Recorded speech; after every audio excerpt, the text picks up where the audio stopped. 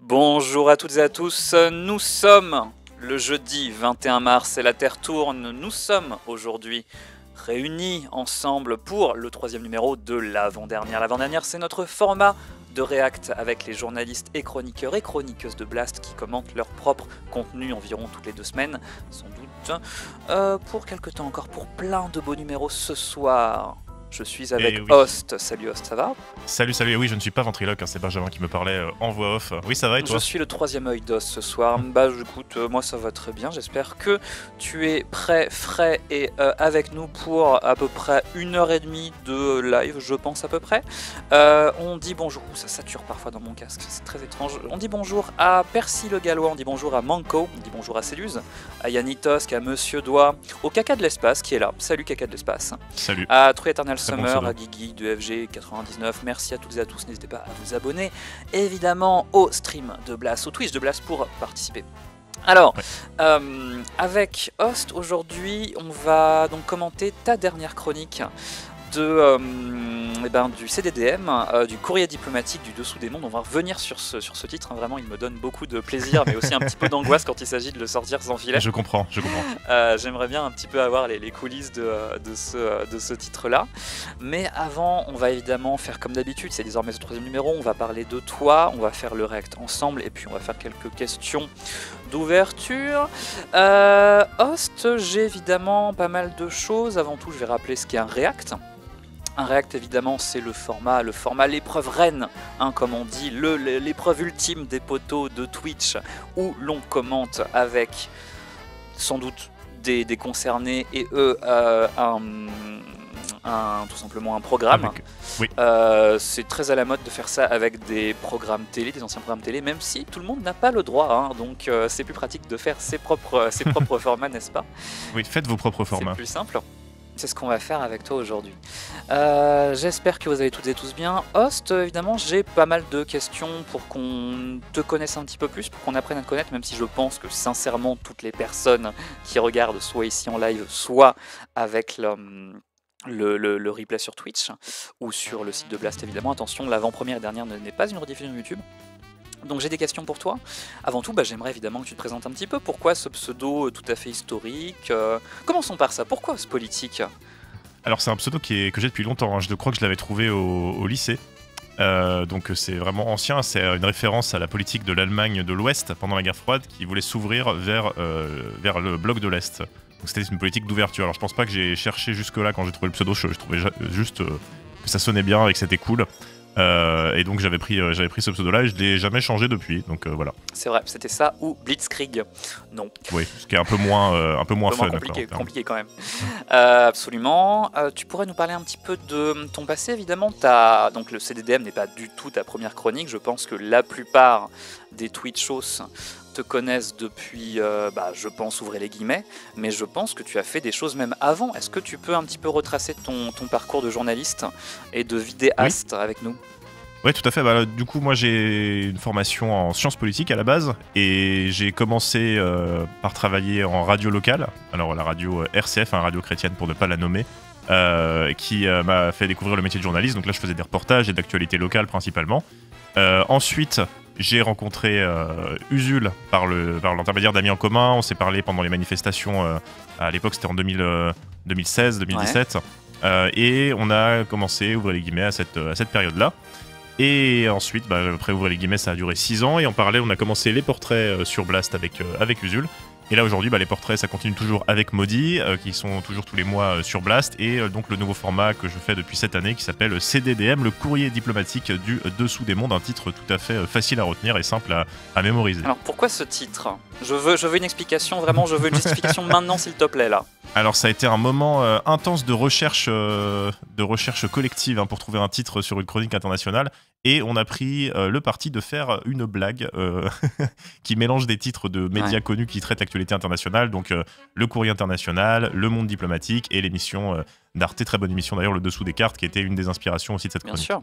Alors sur le chat, je tiens à saluer, alors là je vais m'offrir un petit plaisir, tu ne m'en veux pas, je tiens à saluer Circum Arc qui nous dit qui est cette personne, voix off, qui m'envoie des vibes Radio Kawa, RIP. Eh bien s'il y a des LOL japonos dans le chat, n'hésitez pas à vous signaler, on est là ensemble et on se souvient. Moi aussi j'ai un passé, nous avons tous eu plusieurs vies. Nous avons tous un passé parfois sulfureux. Peut-être qu'un jour sur Blast, je reviendrai à mes premiers amours et je ferai des tests de vieilles ROM hack de Mario improbable avec Denis Robert. Je suis sûr qu'il joue très bien Mario. Si on... Ça fait marrer toute la régie, parce que c'est vraiment une belle perspective. Donc, Host, tu fais de la vidéo, notamment. Tu parlais de radio, t'as pas un passé de radio, de rédacteur tout court, vraiment purement un profil vidéo? Moi, à la base, j'ai commencé par la radio, donc vraiment reportage avec du montage audio, quelques articles sur Internet, effectivement. Et après, en parallèle aussi, j'en ai pas parlé, mais je pense qu'on pourra y revenir, j'ai aussi ma chaîne Twitch, sur laquelle je fais des lives depuis 2020. Voilà, donc c'est aussi un autre des trucs que je fais, mais non, j'ai commencé vraiment en radio, avec du montage audio, quelques articles web, et la vidéo, c'est venu après avec ouvrez les guillemets. Mais à la base, je faisais pas de vidéo. Écoute, toi qui as un peu la double nationalité, entre guillemets, c'est un double champ des possibles qui s'ouvre. Je peux t'assurer que les tarifs du temps sont mirobolants. Enfin, il faut y aller, quoi. Le temps, le journal suisse. Hein, de référence. Pour les viewers, le journal un peu équivalent du Monde en Suisse. C'est ça, ils ont la même aura. Tu as parlé de Twitch, et justement, tu es pour l'instant sur ce 3e numéro, évidemment, l'invité qui, je pense, a de très loin le rapport le plus exhaustif avec Twitch. Est-ce que tu peux nous expliquer un petit peu ce que tu y fais, quelles sont éventuellement tes sources d'inspiration, quels usages tu y fais sur Twitch, qu'est-ce qu'on peut y voir? Déjà, quel est le nom de ta chaîne? C'est Host Politique, tout attaché. C'est Host Politique, tout simplement. Qu'est-ce qu'on peut y voir? Des revues de presse essentiellement, enfin même presque uniquement des revues de presse en fait, sauf événements exceptionnels. Je fais le matin de 7h à 9h les mardis, mercredis et jeudis une émission matinale où je lis la presse, aux gens, on parle de l'actualité, on discute de ce qui se passe dans le monde, donc de l'international en première partie et l'actualité nationale en deuxième partie. Voilà, donc je fais ça depuis 2020. Le planning a changé depuis 2 semaines là, avant c'était lundi, mardi, mercredi, maintenant c'est passé à mardi, mercredi, jeudi. Et l'après-midi, le vendredi, je fais également une autre revue de presse un peu plus détente, un peu moins chronométrée, avec un peu moins d'horaire fixe qui commence l'après-midi à 16h. Alors, avant de parler de faire une matinale, parce que ça m'intéresse beaucoup, et peut-être que nos auditeurs aussi, j'en suis sûr, je vois que d'abord, on a Gros Caca Boudin. Alors, c'est une vraie personne, hein, beaucoup de pseudo-caca ce soir, on vous salue tous. Ouais. Hein. Les gens s'amusent bien, je trouve c'est formidable. Qui me parle d'Only Connect, qui est effectivement le jeu auquel je rédige et dont je suis fou. Et on a le Vélocipédiste qui nous dit « Et le quiz, c'est important le quiz ». Alors, vraiment, sans préparer, sans prévenir personne, j'ai envie de te tester un petit peu. On va faire un Only Connect là tout de suite. Quel est, Host, le point commun entre eux, je vais sortir ça de mon chapeau, entre Ceausescu, Charlie Chaplin, James Brown et le chanteur de Last Christmas, le chanteur de Wham, George Michael. Quel est le point commun entre ces 4 personnes? Ils sont morts. Oui, alors c'est la bonne réponse, mais il y a quelque chose en plus. Alors je pense pas qu'ils soient morts exécutés par des révolutionnaires romains, ça ferait un point commun un peu trop Ils spécifique. sont effectivement liés dans la mort. Est-ce qu'ils sont morts par arme à feu? Quand même les 3 autres, Charlie Chaplin, George Michael, c'est compliqué quoi, James Brown. Non, ils sont morts effectivement la même date, ils sont tous morts la même date, ils sont tous morts le jour de Noël. Tu as perdu, hélas, la chronique s'arrête là. Salut, c'est ciao. C'est terminé, eh bien merci à tout le monde d'avoir suivi cette émission. Non, écoute, justement tu as parlé de matinale, et moi je suis très curieux, vraiment, je pense que c'est un travail qu'on sous-estime grandement, parce que ça demande un travail de préparation, ça demande de se lever tôt, et déjà pour moi c'est une étape qui est conflictuelle. C'est une étape difficile pour beaucoup de monde hein, qui suivent l'émission en replay. On voit beaucoup de matinaliers sur Twitch se lancer, et soudainement très vite la matinale commence à 14h systématiquement, quoi. C'est vraiment pas facile. Est-ce qu'il y a tout simplement des gens pour regarder une matinale sur Twitch, quoi? Est-ce que tu arrives à trouver un public? Ah oui, bien sûr, j'ai un public régulièrement, des gens qui... Bien souvent, alors je sais qu'il y a des gens qui volontairement se lèvent pour la matinale, ce que je pense que moi-même, si j'étais viewer, je ne ferais pas, mais ça me fait très plaisir. Mais il y a beaucoup de gens, simplement, c'est le rituel le matin avant d'aller au travail.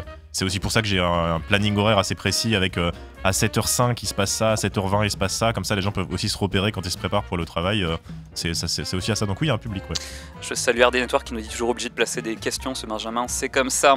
Salut à toutes, salut à tous, il y a tous mes potes qui sont là, il y a mes potes et tes potes, on est vraiment entre nous, hein, voilà. C'est super. Les commus sont là. Les commus sont là, c'est exactement l'objectif. Donc, est-ce que tu voudrais par exemple nous dire si tu as des inspirations justement de chroniques chroniques audio ou vidéo inter qui ont inspiré CDDM. Moi, tu sais, on en reparlera pendant la chronique, mais j'ai un petit fétiche pour tout ce qui est reportage un peu gonzo de pays pourris diffusé sur Canal, genre les Nouveaux Explorateurs. Ouais, ou l'époque de Vice ou l'effet papillon, ce genre de choses. Par exemple, l'effet papillon qui est directement cité dans la vidéo d'ailleurs. Ouais. Toi, c'est quand même un petit peu plus highbrow avec le dessous des cartes, etc. Mais qu'est-ce qui t'a donné envie, qu'est-ce qui t'a donné le feu pour faire de la chronique inter, qui est un vrai truc dont on a besoin à Blast, hein, pour le coup. Alors, plusieurs choses. Déjà, le fait que moi, je fais des revues de presse sur les sujets internationaux depuis 4 ans dans la matinale. En fait, je prends beaucoup d'articles et au fil du temps, j'ai commencé à accumuler pas mal de sujets qui m'intéressent et dont j'avais envie de parler aussi sur Blast. Et effectivement, c'est toujours compliqué de dire on parle d'international parce que c'est littéralement tous les autres pays du monde sauf la France. Donc, c'est pas quelque chose dont je suis spécialiste, mais c'est quelque chose qui m'intéresse et c'est plutôt l'idée dans ce format de faire découvrir sur un format qui est court, qui est 10-15 minutes, pas plus. Donc le but, c'est de faire découvrir une problématique internationale. Donc l'inspiration, il y a forcément le dessous des cartes. Alors le format n'est pas du tout autant centré autour des cartes que le dessous des cartes, mais il y a quand même des cartes qui sont faites grâce à Morgane qui prépare ça. Vraiment. Donc ça c'est super important. On salue. Et sinon les autres inspirations, c'est plutôt ce que je lis dans la presse. Donc ça peut être des articles de presse, des reportages ou des angles qui vont m'intéresser que je vais reprendre. Après, il y a aussi des émissions qui m'intéressent et dont je m'inspire. Il y a l'émission sur les questions militaires sur Mediapart qui s'appelle Retex. Il y a le podcast Ligne de défense sur RFI. Il y a les émissions d'Arte, des documentaires d'Arte qui font énormément de documentaires Absolument. de très bonne qualité sur les sujets internationaux. Ouais, et il y a beaucoup de médias. On a la chance quand même en France d'avoir un nombre de médias qui ont des très bons services vidéo, donc à commencer par Blast évidemment, mais il y a aussi des médias comme Le Monde, comme France Info, qui ont des excellents services vidéo et qui proposent vraiment du contenu super intéressant, donc je m'inspire un peu de tout ça, j'essaie un peu d'aller piocher un peu dans tout ça pour faire mes émissions, quoi. Super. Est-ce que tu voudrais nous dire un petit peu... Attends, là vraiment je lis les commentaires, ils sont super. On a Persite qui nous dit moi je suis perdu sans la matinale, je sais plus quand je dois partir en cours. Donc à cause de toi, Persite n'aura pas ces matières, hein. C'est regrettable, mais c'est pour la bonne cause. Et alors vraiment, je me permets de faire un petit... Alors ça c'est vraiment une de mes marottes, les concours de journalisme, mais si vous révisez, c'est peut-être un petit peu tard parce qu'ils ont sûrement commencé là, mais si vous révisez les concours de journalisme, que vous êtes en Master 1 ou 2 ou en licence 3, regardez ta matinale est sans doute l'une des bonnes habitudes à avoir pour avoir un petit... un petit Reader's Digest de l'actualité et avoir les points importants. Si vous vous intéressez à l'actualité tout simplement, mais en l'occurrence un usage qui me parle et qui vous parlera aussi. Sauf si vous avez 8 ans et que vous regardez Host devant un bon bol de choc à pic. J'ai désormais faim, mesdames, messieurs. Host, est-ce que tu pourrais nous dire un petit peu pourquoi donc ce numéro qui s'appelle en majuscule Guerre Ukraine-Russie, c'est difficile à dire, Guerre Ukraine-Russie, la Transnistrie poudrière aux portes de l'UE, et il y a quand même il y a des liens à faire avec l'actualité. Oui, bien sûr. Ouais. C'est le but aussi. Après, j'essaye aussi des fois de faire simplement des sujets qui sont un peu méconnus. Mais là, c'était à la fois un sujet méconnu et à la fois en lien avec l'actualité. Donc ça permettait de faire un peu les deux. L'idée est venue de la Transnistrie, en fait, de l'existence même de cet État indépendant factuellement, mais qui est reconnu par personne. Et il y avait quelques petites actualités autour de ça sur lesquelles on reviendra, je pense, tout à l'heure pendant le commentaire sur la vidéo. Et en fait, j'ai une liste de sujets qui m'intéressent et sur lesquels je compte faire un épisode, et ça en faisait partie. Et il y avait une actualité relativement récente, et je décidais de faire la vidéo là-dessus. Tu veux dire que la Moldavie n'est pas qu'un pays qui reçoit des points à l'Eurovision? Je ne peux le croire. Et non, c'est pas seulement ça. C'est très intéressant d'ailleurs, même pour préparer là le commentaire, je me suis replongé dans la politique moldave pour sortir d'autres trucs, et j'ai encore appris des choses comme quoi, voilà, c'est toujours des situations extrêmement complexes, et c'est le but de l'émission aussi, c'est de simplifier ça pour que ce soit une capsule de 10 minutes, donc c'est aussi un défi à relever quand on fait ce genre d'émission. Absolument. Quoi. Donc la vidéo dure 13 minutes et on va tu vas surtout passer du temps à la commenter, à apporter un petit peu les choses éventuellement que tu ne pouvais pas insérer dessus. Je sais même pas si tu as un impératif de temps dans la vidéo, alors je veux pas déflorer forcément les coulisses que tu veux peut-être pas parler, mais... Non, ça me dérange pas. Bah non, en fait, on avait convenu d'un format court, donc après on m'a pas dit si tu fais plus que ça, tu es immédiatement viré, mais disons que moi j'essaie de me tenir à un certain nombre de pages de texte. Ça représentera rien pour les gens, mais je fais 4 pages et demie de texte, et je sais que ça va faire 10-15 minutes. Donc l'idée c'est vraiment que ça reste un format court, et pas que je parte sur des trucs de 30 minutes où j'aurai pas du tout les mêmes angles, et j'aurai beaucoup plus devrais être beaucoup plus précis dans ce que je fais, quoi. Ouais, absolument. Bon, on va dire ça. Pire pseudo imaginable ou pas, quel excellent pseudo, nous demande la voix, c'est un drop dans la mare. Eh bien, je sais à peine qui est cette personne, il me semble que c'est un youtubeur assez antédiluvien, doit avoir le même âge. Ce n'est pas moi, je dois le dire, voilà. Donc vous pouvez enlever une case dans le petit qui est des voix off de Blast. Host, est-ce que tu voudrais nous parler de choses, d'actualités qui auraient éventuellement changé entre la production de la vidéo et la diffusion, Alors, que tu voudrais juger de faire avant qu'on la commence? Non, je pense que j'en parlerai pendant parce que ça me permet de rebondir sur des propos que je tiens pendant la vidéo. Simplement, je vois une question dans le chat qui me demande si les Moldaves parlent les Moldaviens parlent moldavien ou russe. J'ai peur que le moldavien n'existe pas. Ouais, c'est du moldave et en fait c'est du roumain. Donc la question linguistique est importante aussi. Alors c'est pas mon angle dans la vidéo, mais on pourra peut-être en reparler un petit peu. Est-ce que tu lis les commentaires? Je lis pas tous les commentaires. Je lis le début des commentaires. En gros, quand la vidéo sort. Parce que en fait, sinon c'est sans fin, mais je lis le début des commentaires. Donc dans les premières heures de sortie de la vidéo, je regarde un petit peu ce qui se dit. Éventuellement, s'il y a des retours constructifs, je réponds, mais j'essaie de lire un petit peu des commentaires. Je lis à peu près tout et j'essaye un petit peu de voir quand il y a des critiques constructives, si on peut améliorer ça pour l'émission. Je pense que Mathias aussi, qui est directeur, qui s'occupe de ces questions-là sur l'émission, lit aussi les commentaires et ensemble, on essaye de revenir un peu sur les remarques qu'on nous fait. Par exemple, quelqu'un avait dit la dernière fois, on parle trop vite. Donc j'essaie de parler plus lentement pour la nouvelle émission. Le fond ne convient pas, donc on va essayer de faire un nouveau fond. Voilà, on essaie aussi de prendre en compte les retours sur les questions techniques. Ça permet aussi d'améliorer le format. Ouais, écoutez, si vous avez des suggestions à faire pour us, n'hésitez pas à les donner maintenant, vu que vous êtes, on est entre gens de qualité. N'hésitez pas.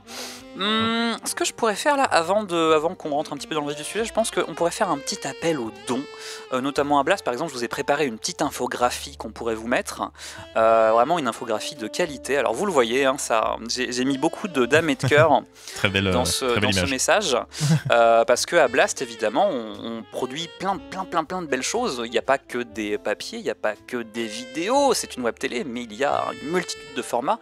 On met l'accent sur Twitch avec toi notamment maintenant. On a désormais 2 formats qui sont La France a peur et l'avant-première et l'avant-dernière. On a aussi d'autres choses qui arrivent, plein de belles choses qui arriveront sur la durée, parce que le but du jeu, c'est pas d'essayer de faire du Twitch 2 semaines et puis de repartir et de faire ses ciao. Non, on veut vraiment s'installer. Donc pour ça, il faut des sous, les amis. Alors écoutez, je vais vous mettre sur le chat un petit lien pertinent qui vous permettra de soutenir Blast. En vous abonnant à Blast, vous aurez l'opportunité d'aider à la création de podcasts originaux, donc de produire ses Twitch, etc., de nous aider à acheter du matériel pour améliorer les chroniques, etc. Enfin, c'est vraiment de l'argent bien dépensé.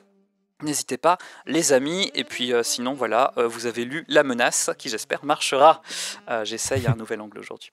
Alors, Os, je pense qu'on va y aller. On va y aller tranquillement. Écoute, tout simplement, avant que l'amour l'envahisse les ondes, un générique.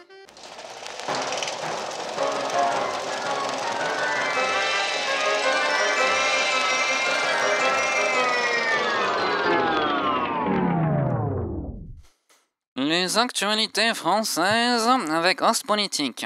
Ça donne vraiment envie de parler comme ça, générique. Je pense que ça vous saoulera en 30 secondes chrono. L'émission internationale. Tu le fais mieux que moi. Oh, c'est deux styles différents. Donc je vous rappelle le principe pour Host qui ne découvre pas le principe, mais aussi pour les Twitchos. C'est vraiment très simple. Nous allons tout simplement faire un react de donc la dernière vidéo que je posterai dès que j'aurai les mains libres. C'est la guerre Ukraine-Russie, la Transnistrie poudrière aux portes de l'UE. Ça a été publié ce lundi, il me semble. CDDM est prévu toutes les 2 semaines, il me semble, un lundi sur 2. Exactement, un lundi sur 2, tout à fait. Parfait. Et tu vas donc, à ton rythme, commencer et arrêter la vidéo et apporter des choses. J'hésiterai pas aussi à m'incruster de temps en temps pour rajouter des choses qui, j'en suis sûr, seront d'une qualité que vous constaterez. Host, c'est parti, il est 17h20, on peut commencer ensemble, je te laisse démarrer. Et donc, n'hésitez pas, et vous, le chat, vous pouvez commenter, on vous reprendra. N'hésitez pas. Voilà, pose des questions, des demandes de détails. C'est à vous et c'est à toi. Allez, c'est parti. Bonjour tout le monde, bienvenue dans ce nouvel épisode de CDDM. Si je vous montre ce drapeau, vous pensez à quoi? Alors vous pensez peut-être à Maurice Thorez, aux anciennes républiques socialistes soviétiques et au cœur de l'armée rouge.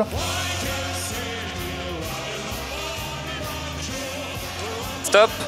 Ouais, je pensais, j'allais arrêter parce que tu m'en as parlé tout à l'heure. Là vraiment, je peux pas laisser passer les Leningrad Cowboys sans m'arrêter. C'est un plaisir perso. Je tiens à préciser que c'est un groupe finlandais. Oui, le Leningrad Cowboys, mais c'est les vrais cœurs de l'armée rouge. Mais c'est les cœurs de l'armée rouge qui chantent Happy Together. Ça, à l'Eurovision, ça scorerait, il n'y a pas de problème. Ça, c'est donc un concert qui était à Helsinki et c'était juste après la fin de la guerre froide, si je dis pas de bêtises. Je crois que c'était le début des années 90. Et donc c'était un grand concert à Helsinki avec ce groupe Leningrad Cowboys qui est finlandais et qui chantait avec les cœurs de l'armée rouge. La vidéo est assez incroyable d'ailleurs, une vidéo que j'aime beaucoup. On la recommande. Elle est en crédit de fin, je pense. Au risque de strike, je pense pas qu'on risque le strike au sens où c'est trop court. Oui, puis c'est une reprise un peu de hipster, quoi. C'est pas la chanson On l'a originale. beaucoup entendue. Elle a été utilisée pour une pub pour une grosse boisson en 2006-2007, donc il y a vraiment eu un espèce de Colbert bump pour les gens qui vont sur TV Trops. Mais ouais, grand plaisir. Voilà, vraiment, je tenais à faire cette petite envase. Ouais. On s'y remet. Allez. Mais figurez-vous que c'est le drapeau d'un pays qui existe encore aujourd'hui, la République moldave du Dniestre. Ce pays, qu'on appelle couramment Transnistrie, est situé juste ici, entre... Alors je fais une petite pause sur la carte déjà pour vous montrer la carte, c'est très bien les cartes. Donc là vous voyez la Moldavie et donc la bande en violet foncé c'est donc la Transnistrie en fait qui est séparée essentiellement de la Moldavie par le Dniestre, le fleuve Dniestre, donc Transnistrie au-delà du Dniestre, donc c'est le nom de ce pays vient de là. Le nom officiel c'est République moldave du Dniestre, mais le nom couramment utilisé par à peu près tout le monde c'est Transnistrie. Donc voilà, vous avez l'image de ce territoire qui a une forme un petit peu chelou, voilà, c'était juste pour la petite précision. Le fleuve Dniestre est la frontière ukrainienne. Il compte environ un demi-million d'habitants pour une surface de 4116 km². Tant en population qu'en superficie, ça fait à peu près les Pyrénées-Orientales. Mais en plus long et sans Jean Castex. Jean Castex! Référence à un gimmick de les guillemets qui a eu énormément de succès alors que c'était juste qu'on avait décidé de crier Jean Castex avec l'accent du Sud, un accent du Sud mal fait à chaque fois. Vous êtes responsable de quelque chose. J'ai subi des streams avec des potes qui le faisaient toutes les 2 secondes. Vous avez à la fois un pouvoir d'influence mais un peu de nuisance pour moi là, vraiment. C'est un vrai running gag qui a pris au niveau national quoi. Vous pouvez être fiers de vous. Oui, et puis c'était pendant le confinement en plus donc je pense que les gens ça a pas aidé. Bravo, voilà. Mais pas merci. Très beau générique. Est-ce qu'on pourrait dire qui a composé la musique par exemple? Alors je ne sais pas qui a composé la musique. Ce serait pas notre ami Baptiste qui est à ma droite, qui est un compositeur de talent? Merci Baptiste. Merci Baptiste. Et d'ailleurs le fond du générique, avant c'était l'ancien fond de CDDM. C'est le gradage de la typo du diplôme. Bah oui, c'est la blague. On ne peut pas revenir en arrière, mais vous avez peut-être vu la blague, c'est que les typos sont reprises des médias donc on cite dans le titre. Donc monde diplomatique ou international, c'est pas exactement les mêmes, je crois. Faudrait voir avec la création de ce titre, mais c'est un petit peu une référence évidemment. La particularité de la Transnistrie, c'est que c'est un État qui n'est reconnu par aucun pays, alors qu'il a son propre parlement et sa propre monnaie. Regardez, on vous a ramené une pièce. Elles sont bizarres, hein, c'est des pièces en plastique. Oui, c'est un membre de l'équipe de Blast qui était allé en Transnistrie et donc qui a ramené cette monnaie. Merci d'ailleurs, parce que c'était vraiment inattendu. En fait, j'ai appris qu'il y avait cette possibilité-là le jour du tournage. Donc en fait, j'ai découveur la monnaie transnistrienne en venant sur le tournage. Et c'est vraiment très bizarre. Effectivement, c'est du plastique. J'hallucine complètement. Tu vas faire la vanne, on dirait vraiment un POG. Je peux pas croire, on dirait une monnaie de jeu vidéo ou tu sais un truc futuriste que tu verrais dans une mauvaise dystopie. Genre nous payons avec les jetons pour l'oxygène de la semaine. C'est assez étonnant. J'ai un petit trivia pièce, car effectivement il y a vraiment cet amour de trouver du trivia dans tout et rien. Ouais. Il y a pas si longtemps dans un musée à Angers, dans une chronique de il me semble l'effet papillon, j'étais tombé sur un billet de dollars zimbabwéen. Okay. Saurais-tu deviner quelle est la plus grosse valeur de ce billet qui d'ailleurs est énorme, il est gigantesque. Ah oui, mais c'est l'inflation au Zimbabwe, ça c'est alors l'histoire est connue qu'en fait il y avait une inflation énorme et qu'ils avaient dû faire des billets avec des valeurs considérables, mais je crois que c'est quelque chose comme peut-être 100, le chat dit 100 milliards, j'avais quelque chose comme ça en tête, ouais, ça doit être quelque chose comme ça. Le chat est proche, mais c'est même pas assez. 10 000 milliards. C'est un billet de 100 000 milliards, mesdames, messieurs. C'est un whopping 10 puissance 12, je sais pas, de tête, un truc du genre. C'est pas mal. Bravo. Mais je pensais vraiment à je veux 10 000 milliards, les gens auront la rêve, bien sûr, de Chroma. Mais donc 100 000 milliards, très bien. Voilà, vous le saurez. Ouais. Même en exagérant, tu peux pas trouver la réponse. C'est ça. Ouais. POG, le jeu. Entraîne-toi, collectionne-les tous. Pourquoi pas. Mais la Transnistrie, pour le monde entier, c'est juste une région de Moldavie. Pour comprendre un peu mieux pourquoi ce territoire existe, il faut remonter à l'époque des francs français et du tabagisme passif, les années 90. C'est au début des années 90 que le territoire déclare son indépendance vis-à-vis de la Moldavie. La raison principale, c'est la langue.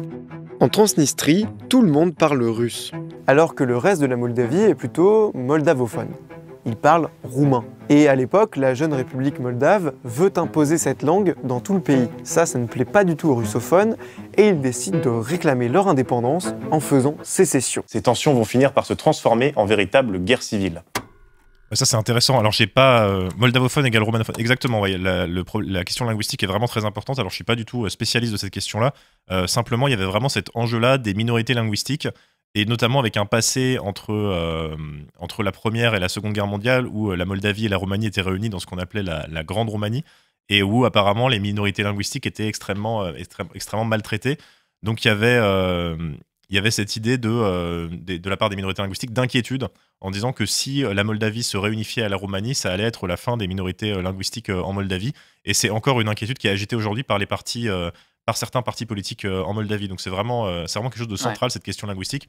Et il y a une minorité donc russophone, mais aussi une minorité turcophone. Donc on y reviendra, je pense plus tard, mais c'est vraiment quelque chose qui est assez central. C'est un enjeu important. Et là, c'est l'enjeu qui a été fait, c'est l'enjeu qui a été mis en avant pour justifier justement cette intervention russe dont je parle juste après dans la vidéo.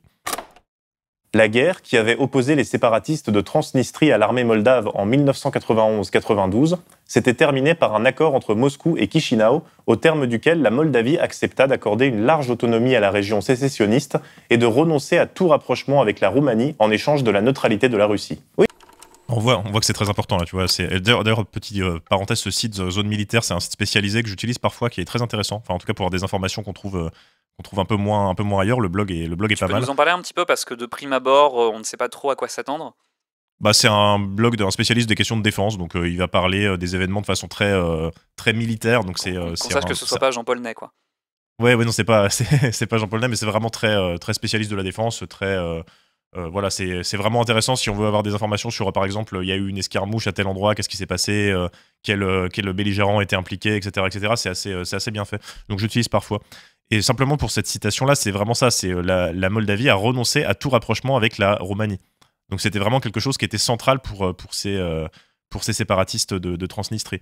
Et donc là, l'accord avec Moscou, ça a été contraint et forcé. La Moldavie a dit, bon, d'accord, on refuse, on accepte l'autonomie de la Transnistrie. Bon, de fait, de toute façon, la Transnistrie se considère comme indépendante et n'est pas du tout contrôlée par le gouvernement moldave.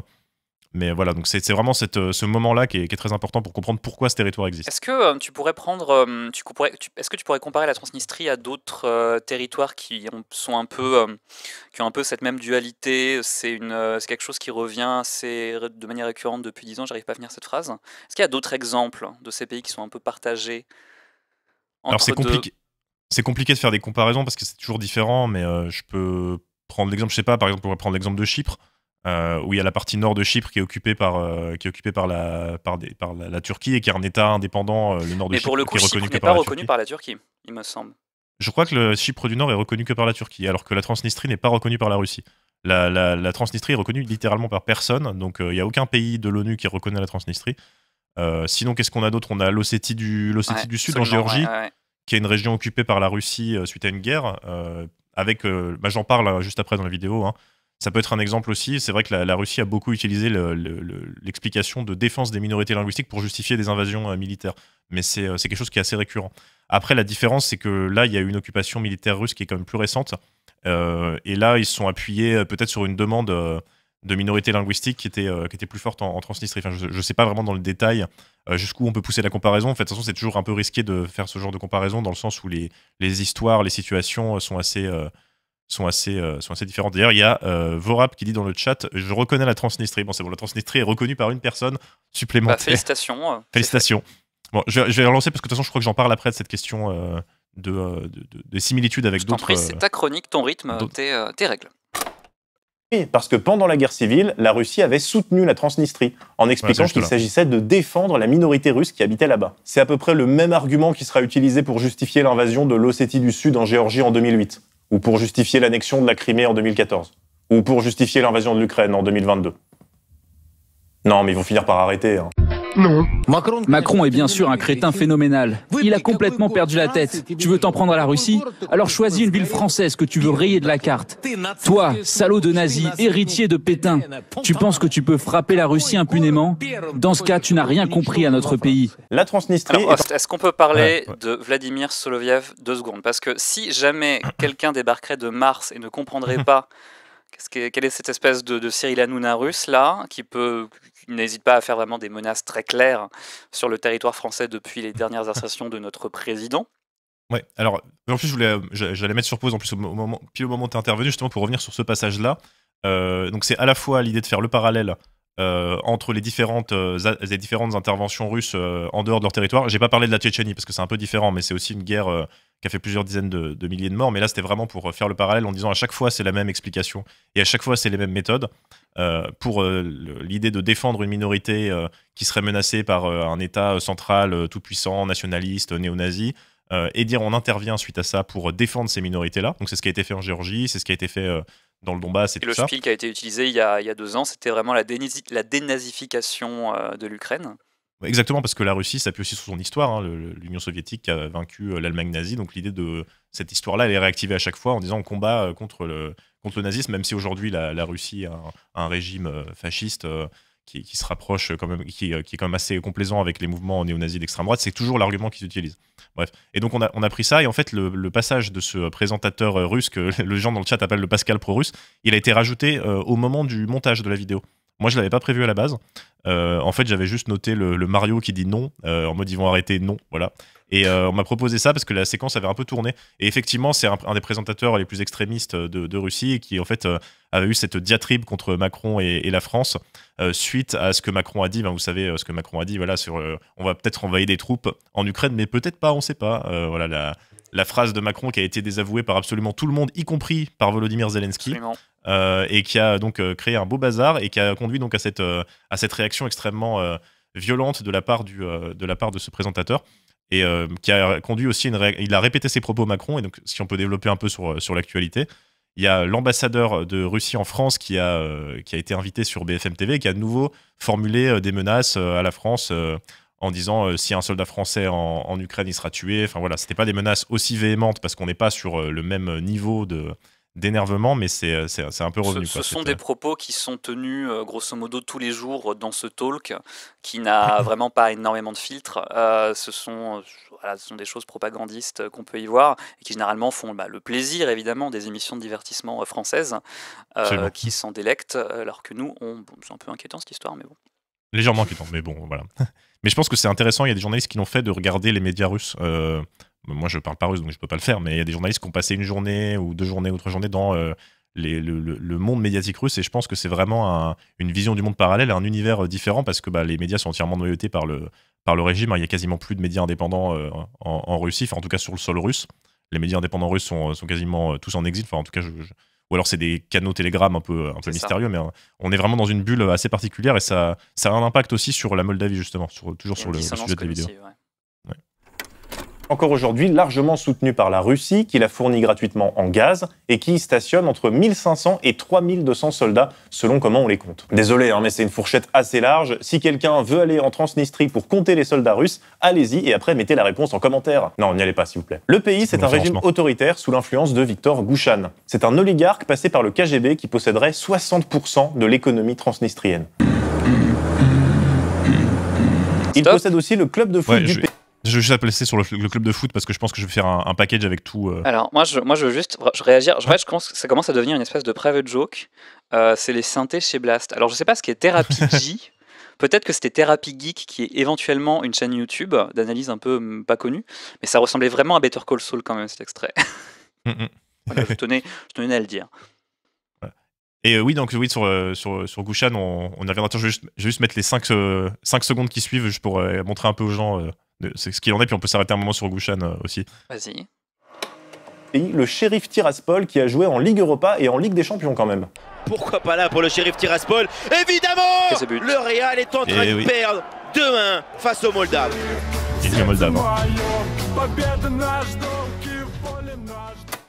Et ouais, ça c'est intéressant, c'est vraiment que Gouchan... Alors Gouchan, c'est pas le président de la Transnistrie, hein. c'est un autre type, le président de la Transnistrie, donc c'est un État à parti unique, hein. De toute façon, c'est pas des élections libres qui se passent dans ce pays. Enfin, je parle de pays, il est reconnu par personne, mais de fait, c'est un pays, hein. Une armée, un parlement, une monnaie dans ce pays. Donc Gushan, c'est vraiment l'oligarque par excellence, ancien du KGB, qui s'est installé en Transnistrie et la Transnistrie qui est un territoire où il y a beaucoup d'industrie. Le long du Dniestre, c'est une zone très industrialisée. C'est aussi une des raisons pour lesquelles la Russie reste là-bas, c'est que c'est quand même, c'est pas un territoire pauvre où il y a rien. Et en fait, cet oligarque-là, il possède un nombre d'entreprises assez impressionnant, et on estime à 60% de l'économie totale de la Transnistrie qui est possédée par cette seule personne. C'est improbable, et c'est des scores considérables pour un seul homme. Et donc il y a aussi ce club de foot là qui joue en Ligue moldave d'ailleurs, parce que malgré tout, en fait, la Transnistrie et la Moldavie entretiennent quand même des liens, hein, même si les relations sont tendues. Il y a quand même, notamment pour le foot, la Transnistrie n'a pas la population pour avoir son propre championnat. Oui. Et donc ils jouent quand même en Ligue moldave. Ils sont appelés Moldaves par le commentateur là, dans l'extrait qu'on voit. Et c'est aussi possédé par cet oligarque. Donc c'est vraiment une figure. Le Bernard Tapie local. Le Bernard Tapie local, absolument. Et donc c'est important. Voilà, c'était juste pour revenir là-dessus, mais voilà, c'est intéressant. C'est intéressant. C'est un chiffre absolument improbable. Oui, c'est ça. C'est un chiffre, je sais plus, je l'ai trouvé, je crois que c'était un article du Courrier International. Et certains disent même que ce serait même en fait quasiment tout qui est sous son contrôle, direct ou indirect. Donc c'est assez effarant. Donc c'est forcément lui qui a la plus grande influence sur le territoire. Tu connaîtrais pas le contenu de son compte en banque en comparant avec les plus grandes fortunes mondiales. J'essaye dans ma tête de faire un produit en croix avec une plus grande nation, tu vois, genre les États-Unis. Ouais. Après, je pense pas que ce soit non plus. Alors, je pense qu'il est très très riche, mais je pense pas que ce soit si énorme que ça, parce qu'on parle comme d'un territoire. Je rappelle, c'est les Pyrénées. C'est un département français, quoi. Un petit département français. C'est pas non plus extrêmement peuplé. On est à 400 et quelques mille, je crois. Habitants, donc c'est pas non plus plusieurs millions de personnes qui sont concernées. Disons que c'est impressionnant à l'échelle de ce territoire.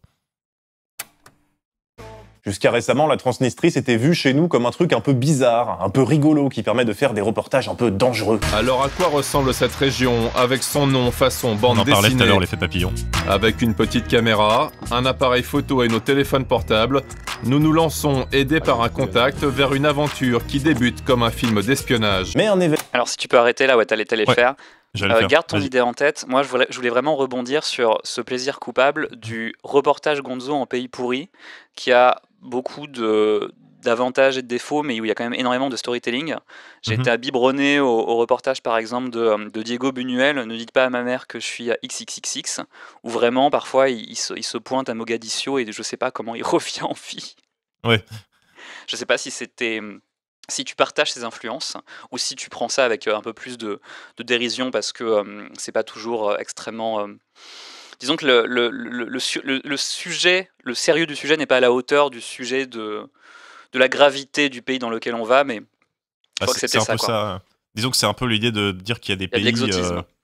C'est ça, puis il y a l'idée qu'il y a des pays un peu rigolos, alors que... les gens souffrent à balles là-bas, quoi. C'est ça. Alors ça se regarde très bien, hein, parce que c'est très bien fait, c'est très racoleur, on dit dans le chat, oui effectivement, et donc ça se regarde très bien, forcément c'est agréable à regarder ce genre de reportage. On découvre aussi un peu des facettes des pays qu'on connaissait pas, les personnes qui font ces reportages-là prennent des risques, mais ça limite un petit peu la vision qu'on peut avoir de ces pays-là en disant juste c'est une dictature, on va aller voir les policiers, on va dire on est dans une dictature, hein, on va se faire arrêter, ou alors on va prendre des risques pour rentrer. Par exemple, la Transnistrie, c'est intéressant parce que là, c'est très storytelling, film d'espionnage. Ouais. On est dans un film d'espionnage, c'est très dur de rentrer. Alors, je pense que pour les journalistes, oui, c'est dur de rentrer, mais pour quelqu'un de lambda, si quelqu'un se dit tiens, je vais faire un voyage en Europe centrale et je vais aller en Transnistrie, c'est pas si dur que ça en fait de s'y rendre.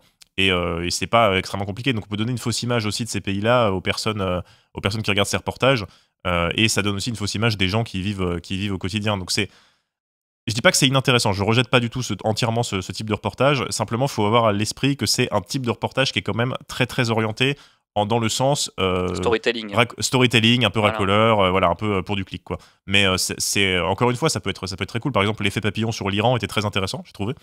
Parce qu'on voyait bien qu'il était empêché de travailler, qu'il demandait tout le temps des autorisations. Il a pu aller voir le bureau de censure, par exemple. Donc ça peut être intéressant aussi, ce reportage-là. Mais disons que c'est pas le seul aspect qu'il faut avoir à l'esprit quand on parle de ces pays-là, qui sont un petit peu...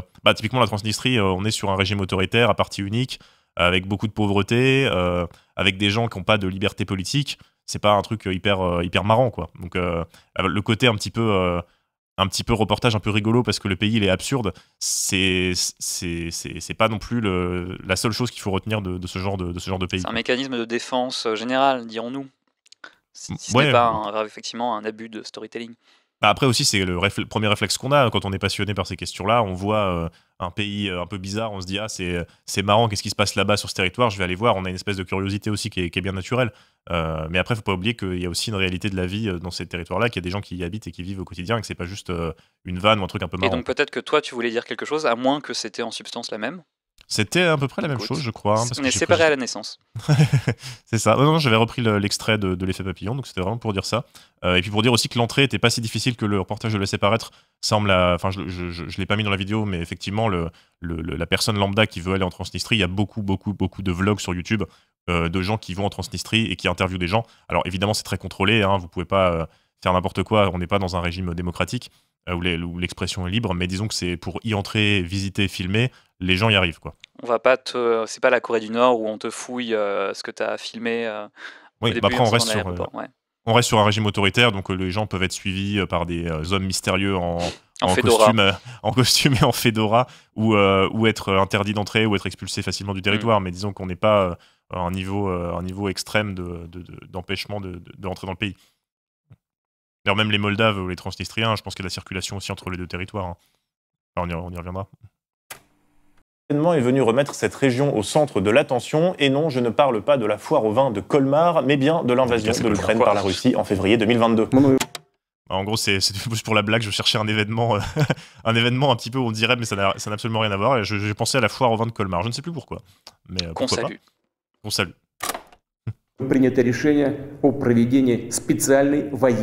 Si la Transnistrie est tournée vers la Russie, la Moldavie, reconnue internationalement, est un pays avec des élections libres qui alternent depuis 1990 entre des dirigeants favorables aux intérêts russes et des partisans du rapprochement avec l'Union européenne. Ouais, c'est vraiment une alternance, c'est intéressant. La Moldavie, on voit, lui c'est Igor Dodon, là, le mec sur la photo, et au milieu, lui... Non, pas au milieu. Je n'ai pas été président de la Moldavie. Et lui, donc, c'est le parti socialiste qui est un peu l'héritier du parti communiste, qui est donc un parti plutôt pro-russe. Et bon, quoique ça change un petit peu, j'ai l'impression, à certains égards en Moldavie par rapport à ça. Et donc, de l'autre, on a Maia Sandu, qui est donc un petit peu le modèle de la dirigeante libérale, que ce soit économiquement et socialement, et qui est passée par la Banque mondiale, qui est passée par Washington, voilà, qui est très pro-européenne, très élite européenne. D'ailleurs, on le voit dans son rapprochement avec Macron.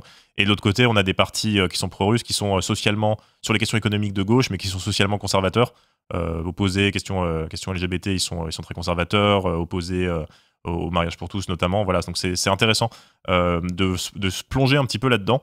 Et récemment, on a vu donc que le parti socialiste, le maire de Chisinau, qui est donc la capitale moldave, est donc de ce parti socialiste, donc plutôt pro-russe. Et il a déclaré que finalement, il était plutôt pro-occidental. Donc il a changé d'avis. Donc comme quoi, pourquoi pas. J'ai une question, excuse-moi de t'interrompre, une question que j'aime bien de Vorabsa qui nous dit « Si on ne dit pas moldavien, pourquoi on dit transnistrien ? On devrait dire transnistre, bref. » Je pense que c'est une blague, mais les gentilés, on appelle ça les gentilés, hein, les noms des habitants, c'est assez arbitraire. Enfin, c'est lié à une histoire, on peut pas vraiment deviner quel va être le gentilé de telle population. Moldavien doit pouvoir se dire. Pourquoi pas ? Après, vous dites ce que vous voulez. Simplement, c'est le terme normal. C'est en français, c'est moldave, mais moi, je vais pas. Personne ne vous en voudra si vous dites moldavien. Hein. Je pense que on l'autorise. Aujourd'hui, la dirigeante, c'est Maia Sandu, qui est donc une pro-européenne libérale, qui est passée par Harvard et par la Banque mondiale à Washington. Donc, vous vous doutez bien qu'avec le mec du KGB de l'autre côté du Dniestre, les relations sont pas au beau fixe. En tout cas, on peut dire que le soviet éponge. C'est un peu une mini-guerre froide. Une mini-guerre froide qui s'est réchauffée depuis le 24 février 2022. Une mini-guerre tiède, donc. La déclaration d'un général russe a ravivé les tensions dans la région. Ce haut gradé a clairement affiché les ambitions de Moscou. Conquérir tout le sud de l'Ukraine pour permettre à l'armée russe de faire la jonction. C'est presque littéralement la carte actuelle du coup là. Là, ce qu'on voit, c'est vraiment les zones qui sont actuellement envahies presque verbatim. Ah, le front ukrainien a très peu bougé depuis 2022. Hein. C'est quasiment ça, ouais, effectivement. Depuis la reprise de Kherson et la contre-offensive ukrainienne, globalement, il y a très peu de choses qui ont changé. C'est quelques villages ici et là qui ont été repris par par les Russes ou par les Ukrainiens, mais là en ce moment il y a quelques villages qui sont repris par les Russes, mais oui, globalement la carte est à peu près la même. Donc là tu peux sans doute nous l'expliquer toi-même, même si je pense que tu vas le faire juste après dans la chronique. Pourquoi la Transnistrie est-elle un enjeu russe ? Bah parce que c'est un lieu d'influence russe en Europe, et ils en ont pas énormément non plus, vu que les pays qui sont plutôt proches de l'Occident et de l'OTAN, de l'Union Européenne se multiplient, hein, bah on en parle plus tard dans la vidéo. Donc là, la Russie a encore des soldats de l'ancienne armée soviétique stationnés en Transnistrie.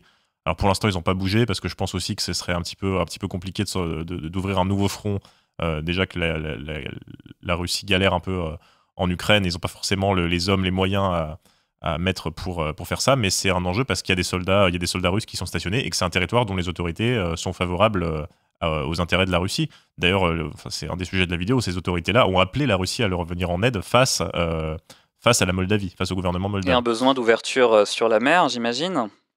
Alors je sais pas si c'est un besoin d'ouverture sur la mer, c'était le projet qui était lancé, mais en tout cas c'est vraiment raccorder la Transnistrie à la zone d'occupation russe. Après sur les explications stratégiques plus poussées, je saurais vraiment pas dire.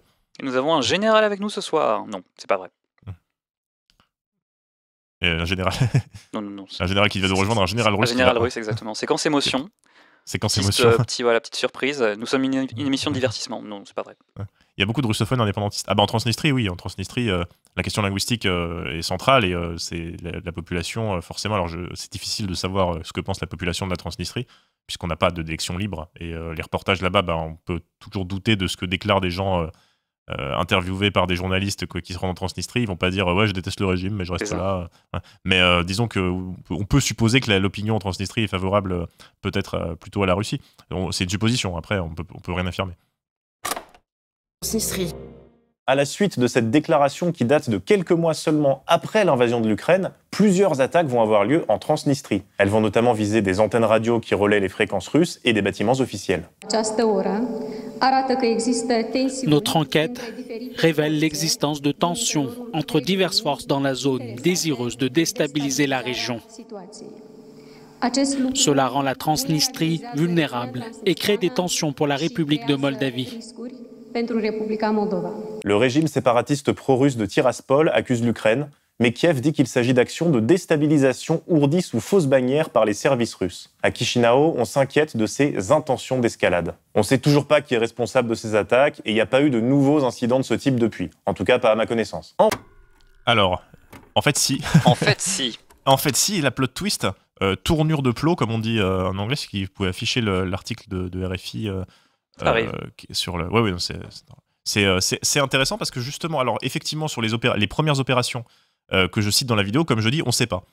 En tout cas, j'ai pas trouvé d'éléments qui permettent de dire c'est tel ou tel pays qui a mené telle ou telle opération. Comme on dit dans le juridique, c'est un faisceau d'indices. Un faisceau d'indices. Mais là, par contre, qu'est-ce qui s'est passé ? C'était samedi 17, je crois. Samedi 17 mars, où j'ai donné une mauvaise date. L'article date du 18, donc écoute. Ouais. Mais je pense que c'était la veille, c'était le 17 mars. Et en fait, le tournage de l'émission se fait le mardi, précédant la sortie. Donc le mardi, et entre le mardi et le lundi, en fait, il peut se passer des choses. C'est un des risques de faire ce format. Et là, en fait, ce qui s'est passé, c'est que la Transnistrie a annoncé qu'on avait frappé avec un drone un de ses hélicoptères. Et la Transnistrie a immédiatement accusé les Ukrainiens d'être derrière ça en ayant tiré un drone depuis Odessa. Odessa qui se trouve dans la zone que voulait conquérir le général russe tout à l'heure, qui relierait la Moldavie, la Transnistrie à l'Ukraine. Et donc, un hélicoptère qui a été frappé. Donc RFI a fait une petite enquête qui est super intéressante parce que là, contrairement aux événements précédents, on a des éléments intéressants. Et alors, je ne sais pas si tu peux remonter juste un peu sur les images satellites. On voit l'hélicoptère visé qui est là et la photo précédente, celle-ci exactement. L'hélicoptère est stationné donc, sur une base en Transnistrie. Et ce qui est intéressant, c'est que cet hélicoptère-là était inutilisé depuis au moins 10 ans. Donc depuis 2013 même, un peu plus de 10 ans. Et qu'il était à cette place-là depuis 2003. Donc à partir des images satellites et de spécialistes de la question, ils ont pu déterminer que l'hélicoptère en fait était inutilisé et inutilisable. Si on peut descendre un peu dans l'article, on voit qu'ils ont pris d'autres photos également. Donc là, il y a une autre image satellite. Et là, on voit, là ici, une partie du pare-brise a été cassée ou démontée. Les turbines et les fragiles capteurs ne sont pas protégés par des caches. Et là, ils expliquent donc, que cet hélicoptère-là, en fait, c'était une carcasse qui était là depuis 10 ans et qui était totalement inutilisée.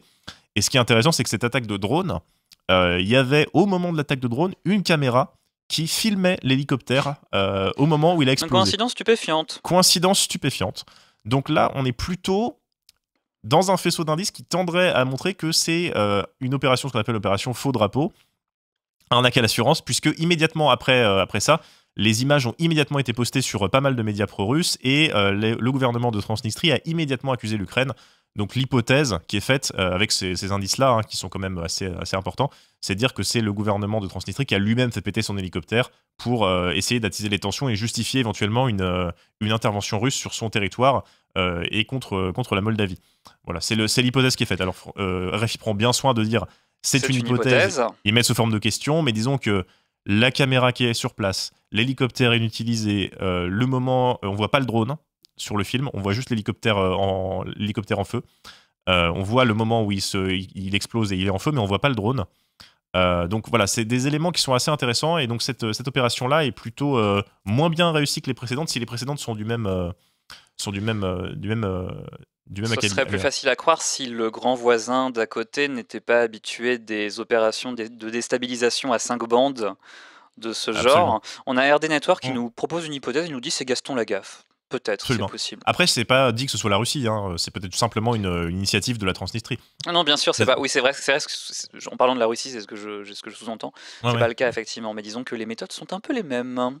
Voilà. Mais donc peut-être on pourrait aussi se dire que la Russie elle s'en fout et ça n'intéresse pas de faire ce genre de truc et que c'est juste le gouvernement transnistrien qui s'est amusé à faire ça avec un hélicoptère inutilisable. Parce que là on est sur une base aérienne avec plein d'hélicoptères et on voit les images dans l'article que l'hélicoptère, il y a uniquement l'hélicoptère dans le cadre il y a uniquement cet hélicoptère dans le cadre de la vidéo. Écoute. Alors qu'il y avait d'autres hélicoptères garés sur la base.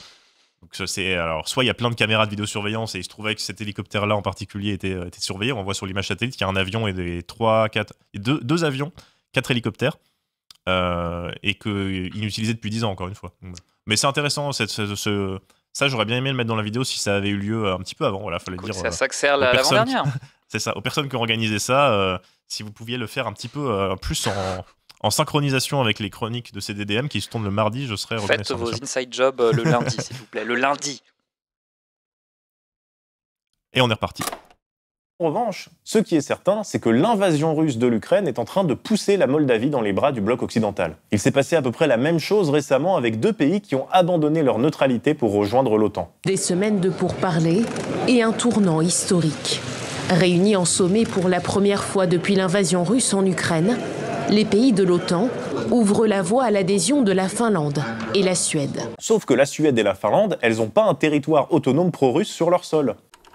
Intéressant aussi la Finlande et la Suède, hein, sur la Suède 200 ans de neutralité et qui ont été alors la Suède quand même travaillait déjà beaucoup avec les pays de l'OTAN, hein, faut pas non plus faire comme s'ils étaient totalement en dehors du concert des nations, mais disons que cette neutralité a officiellement volé en éclats là il y a quelques semaines justement, du fait de l'invasion russe. Tu pourrais l'expliquer, pourquoi rejoindre l'OTAN c'est abandonner la neutralité? Parce que rejoindre l'OTAN, c'est s'aligner sur les Américains, s'aligner sur le bloc occidental, donc c'est prendre parti. Il y a l'OTAN et il y a l'organisation concurrente dont le nom m'échappe là de la part de la Russie qui a aussi monté une organisation militaire avec notamment des pays d'Asie centrale. Donc rejoindre l'une ou l'autre de ces organisations, c'est s'aligner militairement. Et c'est dire, je fais partie de ce bloc-là et je ne suis pas un pays neutre. Ça fait 2 ans qu'il y a cette espèce de danse diplomatique entre l'Ukraine et l'OTAN pour dire « Ah, je veux rejoindre l'OTAN, comme ça, vu que la Russie m'attaque, l'OTAN peut répliquer. » Sauf que... Je sais pas si l'OTAN est hyper motivé. C'est l'idée. Mais en tout cas, c'est intéressant parce qu'on voit que le déclenchement de l'invasion a fait basculer des pays qui jusque-là étaient en neutralité, en tout cas officielle. Ont basculé dans un camp suite à l'invasion russe de l'Ukraine. Il y a un Fructidor dans le chat qui dit d'une certaine manière l'extension progressive de l'OTAN jusqu'aux frontières russes donne raison au narratif poutinien. On pourrait aussi se dire que Poutine, en voulant contrer l'extension de l'OTAN jusqu'à ses frontières, a permis en fait avec cette invasion ukrainienne que l'OTAN poursuive son extension. On peut se dire qu'en Suède, le Parlement n'aurait jamais eu une majorité pour rejoindre l'OTAN si ça avait été fait avant l'invasion d'Ukraine. D'ailleurs, c'était probablement pas le cas. L'adhésion à l'OTAN de la population de la Suède, la Finlande, je sais un peu moins, mais la Suède, l'adhésion de la population a énormément augmenté après la guerre en Ukraine. Alors ça, c'est aussi on peut se dire, voilà, des pays qui étaient dans une position de neutralité qui basculent d'un côté suite à cette invasion. On a déjà eu 2. La Moldavie, c'est un peu plus compliqué, mais j'explique pourquoi après dans l'émission. Forcément, le rapprochement avec l'Occident, il est plus difficile pour la Moldavie. Et ça a poussé la présidente moldave à faire des choses terribles. Montrer l'image, voilà Maya Sandu, présidente de la Moldavie, qui rencontre donc Emmanuel Macron. Faire la bise à Macron, je souhaite ça à personne. Mais cette tournée diplomatique... Alors je remets pause, mais je fais la blague, mais en vrai, je pense qu'ils sont très proches, Banque mondiale, Harvard, je sais plus si c'est Harvard ou quoi, mais bon, à mon avis, ils ont plutôt plus de choses en commun qu'autre chose. C'était vraiment juste pour dire du mal de Macron. Bureaucrate. Voilà, je sais pas si c'est une bureaucrate, mais en tout cas, une technocrate. Après, je sais plutôt, oui. Ouais, après, je sais pas, parce qu'elle est quand même, élue et tout ça, mais bon, disons que c'est quand même des personnes qui peuvent bien s'entendre avec... du même tonneau libéral. Voilà, c'est ça, exactement. Donc c'est plus pour dire du mal de Macron. Mais dire voilà. du mal de Macron, mais vous n'y songez pas, quoi. Host, ça va pas la tête. C'est scandaleux. Le sommet OTAN-Russie en 2000 devait prémunir contre une extension, ne serait-ce que dans les pays baltes. Et oui, et malheureusement, le problème, c'est que ce sommet-là, je crois qu'il n'y avait pas de trace écrite de cet engagement-là de la part de l'OTAN. Et puis après, on pourrait aussi dire qu'effectivement, ces pays-là qui ont rejoint l'OTAN, ça a été par des représentations nationales élues démocratiquement. Alors on peut le déplorer, mais c'est malheureusement ce qui est en train de se passer. Donc oui, mais il y avait effectivement une enquête dans l'UMA sujet sur cet accord-là, et comme quoi il n'y avait pas de trace écrite de cette promesse-là qui a été faite. Et puis bon, après, les pays voisins de la Russie se sont dit, bon, vu la façon dont la Russie envahit des pays autour d'elle, c'est aussi peut-être notre meilleur intérêt de rejoindre l'OTAN. Alors, est-ce que c'est une bonne chose d'avoir de plus en plus de pays qui rejoignent une alliance militaire et qui se militarisent de plus en plus? Je pense pas. Mais on pourrait aussi dire que le problème, c'est que les seuls pays que la Russie a attaqués jusque-là faisaient pas partie de l'OTAN. Donc les autres pays regardent ça, ils se disent, bon, qu'est-ce qu'on fait, quoi? Et l'OTAN peut se dire trop risqué. D'ailleurs, l'OTAN ne va pas accepter, en tout cas pas dans les prochaines années, l'adhésion de l'Ukraine. Hein. Voilà, donc c'est pas une question évidente. Non, c'est très clair, et c'est très clair pourquoi ça ne l'est pas, mais ça l'est. Avant, il y a eu l'invasion de la Géorgie, il y a eu l'invasion du Donbass dès 2014, il y a eu la Tchétchénie aussi. Bon, la Tchétchénie qui est un État autonome dans la Russie, mais où la guerre a quand même été extrêmement violente suite à des volontés de séparatisme et des actes de terrorisme. Donc voilà, il y a une histoire aussi qui explique... disons que je pense que la perception de la Russie et de l'OTAN est pas du tout la même dans un pays comme la Pologne ou les pays baltes qu'on peut avoir nous en Europe de l'Ouest. Je pense que des habitants de ces pays-là peuvent se dire l'impérialisme américain, pour eux, c'est quelque chose qui est plutôt lointain, alors que l'impérialisme russe, c'est très concret. A contrario, d'autres pays ont plutôt une vision inverse. Ils se disent l'impérialisme américain, eux, ils le vivent tous les jours, l'impérialisme russe, c'est quelque chose de lointain. Donc voilà, il y a aussi cette différence de perception-là qu'il faut prendre en compte. Justement, nos bons vieux médias français, disons, s'installent de plus en plus dans la discussion de ce narratif russe d'empire, effectivement, de l'empire russe qui est de plus en plus réactivé, notamment avec Poutine qui l'incarne et qui fait toute cette propagande et ce patriotisme. Cette expansion, elle va se finir par se frotter à justement, tu vois, à un rideau, à des frontières. Comment l'OTAN sera un problème? La Russie se débrouille, hein. Comme tout bon pays impérialiste, elle trouve un chemin. On peut penser à... quelqu'un parle de la Syrie, notamment. La Syrie, la Russie intervient, bombarde notamment une partie de la résistance syrienne. On a aussi le groupe Wagner qui est actif en Afrique, notamment en Centrafrique, au Mali, au Niger. Voilà, donc comme tout bon pays impérialiste, je ne m'inquiète pas trop pour le devenir des velléités impériales de la Russie. A fini par payer puisqu'une étape importante a été franchie en juin 2022. Le Conseil européen a décidé d'accorder le statut de pays candidat à l'Ukraine et à la République de Moldavie. Pour le moment, c'est un rapprochement politique avec l'UE et pas avec l'OTAN. Il faut dire que la Moldavie, c'est un pays neutre et c'est même inscrit dans sa constitution. Et comme l'a expliqué Maya Sandu lors d'une interview à la télé moldave relayée par l'agence de presse turque Anadolu, si on regarde les sondages d'opinion aujourd'hui, on verra qu'il n'y a pas de soutien important à l'idée d'abandonner la neutralité. On peut discuter des raisons de cette perception. On se base sur ce que les citoyens veulent et ce que les citoyens pensent, même si parfois cette décision est influencée par la désinformation et la propagande. Sandu a ensuite ajouté que les Moldaves doivent montrer le désir de rejoindre l'OTAN pour qu'une adhésion soit possible, car il faudrait changer la constitution, ce qui requiert l'approbation de la majorité de la population. Oui, c'est une déclaration traduite en anglais depuis le Moldave par une agence de presse turque que j'ai retraduite en français. Ouais, parce que malheureusement Google fait pas la traduction automatique du moldave. Bon courage avec ça. J'essaie. Ouais, non mais je pense que c'est le thème du propos qui est intéressant. Ce qui est intéressant, c'est que la Moldavie a dans sa constitution la neutralité. Donc constitutionnellement, la Moldavie ne peut pas rejoindre l'OTAN. Et pour qu'elle rejoigne l'OTAN, il faut qu'il y ait un référendum. Alors, Maya Sandu, elle le présente en disant « Ah oui, c'est parce qu'il y a de la propagande russe, il y a des gens qui regardent que les médias russes, et du coup, ils voteront contre, donc on va pas adhérer à l'OTAN. » Bon, ça peut se discuter, on peut aussi dire qu'il y a des gens qui n'ont pas forcément envie de prendre parti dans ce pays qui a aussi une histoire assez compliquée par rapport à la question de la Russie et par rapport à ses minorités linguistiques. Mais en tout cas, le fait est qu'elle me dit « On se rapproche de l'UE, c'est une première étape, et moi, je ne compte pas me rapprocher de l'OTAN, en tout cas pas officiellement et pas avec une entrée... franche dans l'OTAN, parce que je pense que la population moldave n'est pas préparée, et que si ça se fait, ça devra se faire forcément avec un vote populaire. Et je pense aussi qu'il y a la crainte de déstabilisation. La Moldavie est particulièrement ciblée par des opérations de déstabilisation de la part de la Russie, notamment avec des financements de manifestations. Il y a des manifestants qui ont touché des pots de vin pour commettre des violences pendant des manifestations. Il y a, en réponse, le gouvernement moldave a interdit des symboles qui rappellent l'armée russe. Il y a des amendes qui ont été prononcées contre des manifestants qui portaient ces symboles-là. Ensuite, il y a un parti politique d'un oligarque, ça c'est encore un autre élément, mais il y a un parti politique d'un oligarque qui serait piloté par la Russie qui a été interdit. D'accord. Et donc ça pose aussi un problème, carrément interdiction de parti. Ça pose aussi un problème démocratique, il faut se poser la question, parce qu'effectivement, ce parti-là, j'avais noté le nom, Ilan Shor, voilà, qui est israélo-moldave, donc qui a créé ce parti-là, qui est un parti pro-russe, mais contrairement au Parti socialiste, qui n'est pas un parti de gauche, qui est un parti pour l'économie de marché et pour un régime autoritaire, il le présente comme ça. Et lui, en fait, il avait créé ce parti-là pour avoir aussi une autre audience pro-russe. Et ce parti-là a été interdit. Et lui, il est poursuivi pour fraude. Alors, cette fraude date d'avant, je crois, la création de son parti, mais il est actuellement réfugié en Israël parce qu'il aurait volé 1 milliard d'euros, je crois, et accusé d'avoir donc organisé ces manifestations soi-disant contre la hausse du coût de la vie, mais qu'en fait était composé de personnes payées pour participer à la manifestation.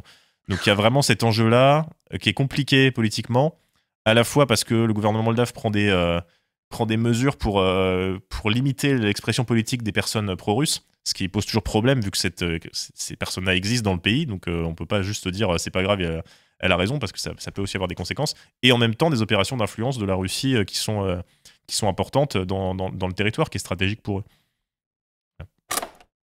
Bon, on fait ce qu'on peut. Retenez juste que l'opinion publique moldave semble plus favorable à l'Union européenne qu'à l'OTAN. Après, pas pouvoir adhérer à l'OTAN, ça n'a pas empêché la Moldavie de nouer des relations avec l'organisation et de conclure des accords de défense avec certains de ses membres, notamment notre beau pays. Et ça implique de re-rencontrer Macron. Des images qui font froid dans le dos. Ouais, ça fait peur. Je suis particulièrement heureux de vous accueillir aujourd'hui à Paris. De la signature d'accord. Une fois encore. L'ambiance est incroyable. Stéphane Séjourné, donc avec le ministre, son homologue moldave. Grand moment de comédie.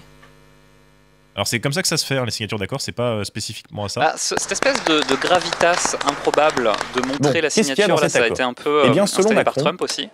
C'est qu'il monte son truc, il fait caméra gauche, caméra droite, etc. Alors c'est pas exactement juridiquement la même chose, mais c'est vraiment, j'aurais toujours du mal à comprendre le...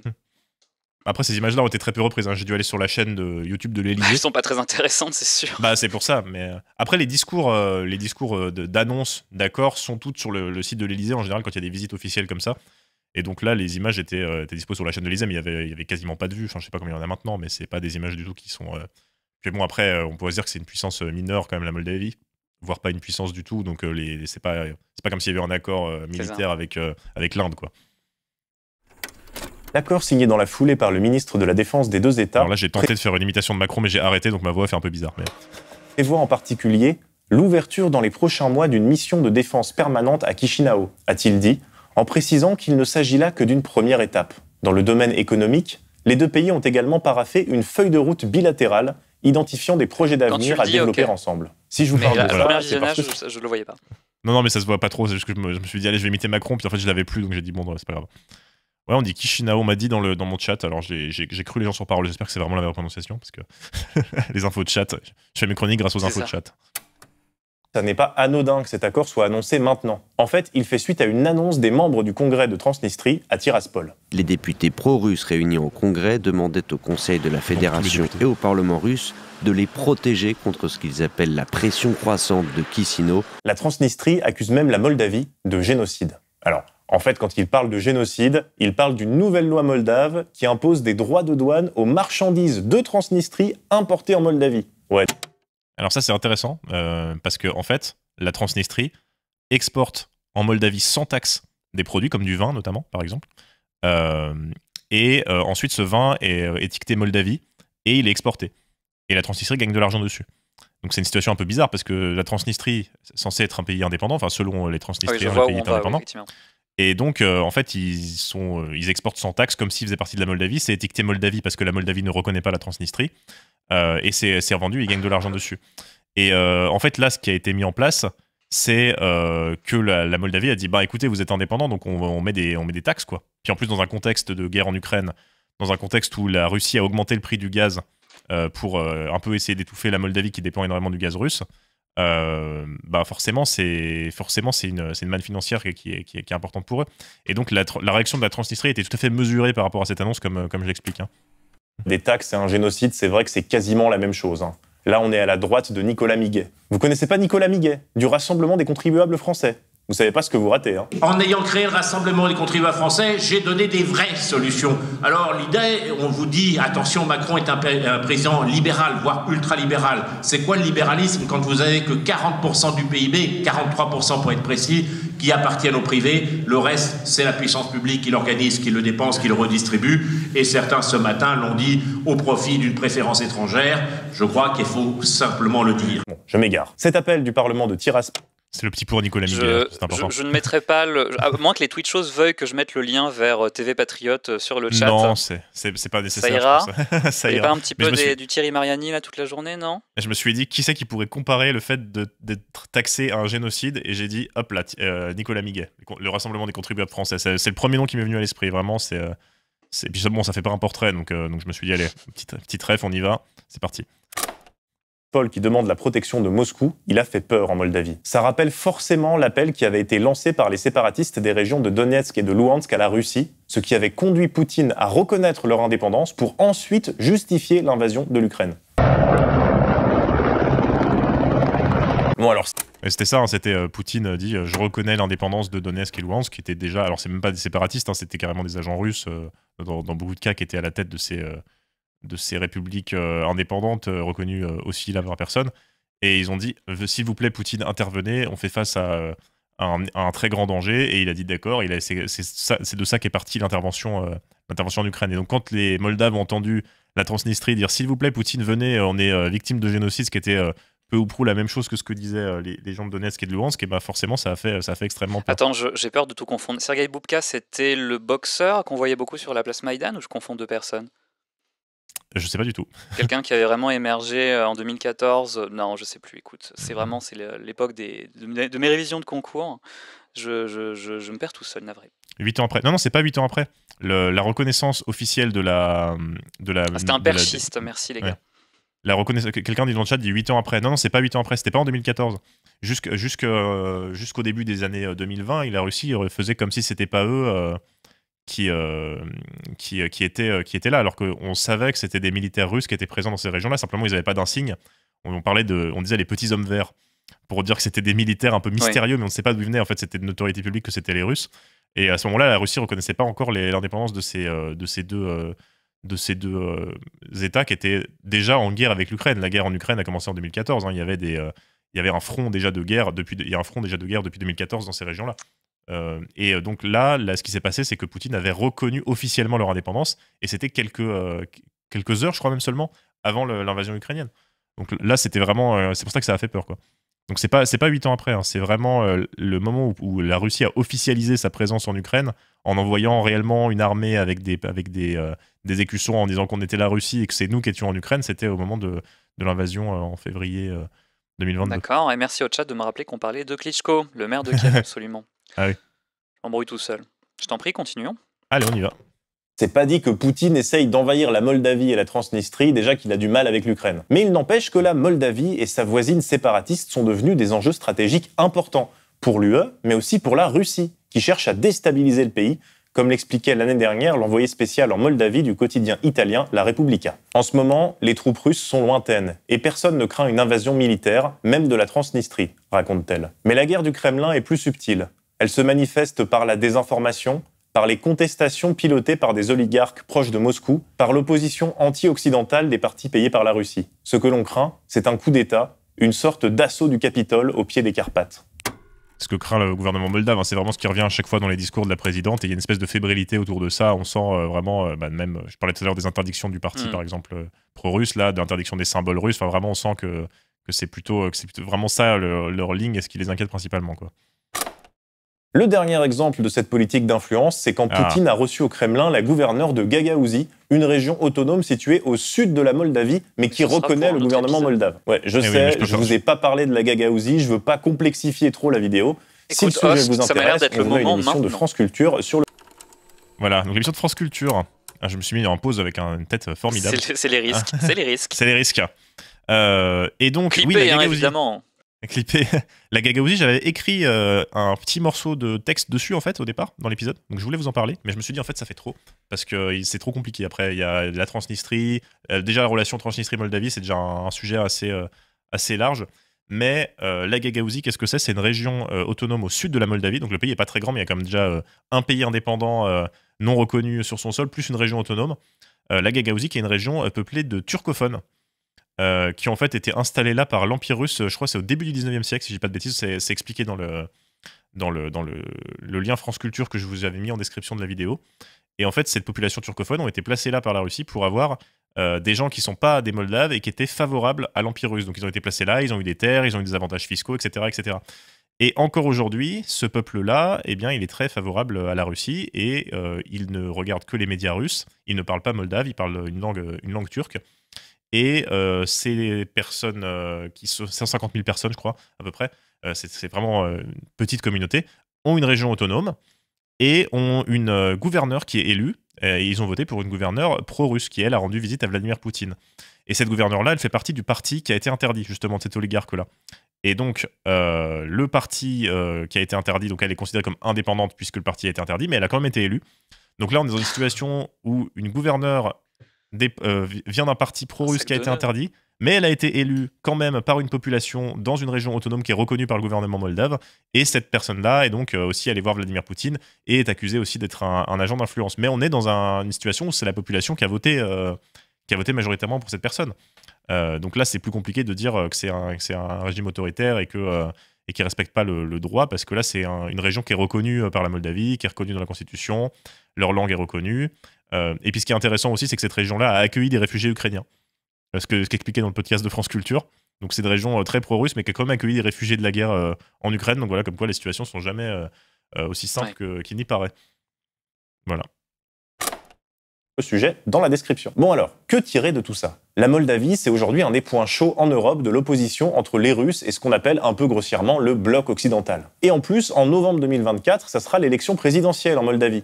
Et ça va forcément entraîner des tensions supplémentaires. Maia Sandu a déjà annoncé qu'elle se représenterait, et Poutine va probablement essayer d'influencer le scrutin. Il faut dire que c'est une habitude chez lui. Man has very strong control over a country. Now it's a very different system, and I don't happen to like the system, but certainly in that system, he's been a leader far more than our president has been a leader. Marine Le Pen a enfin obtenu la rencontre censée lui octroyer sa stature internationale, et elle a du mal à cacher son émotion.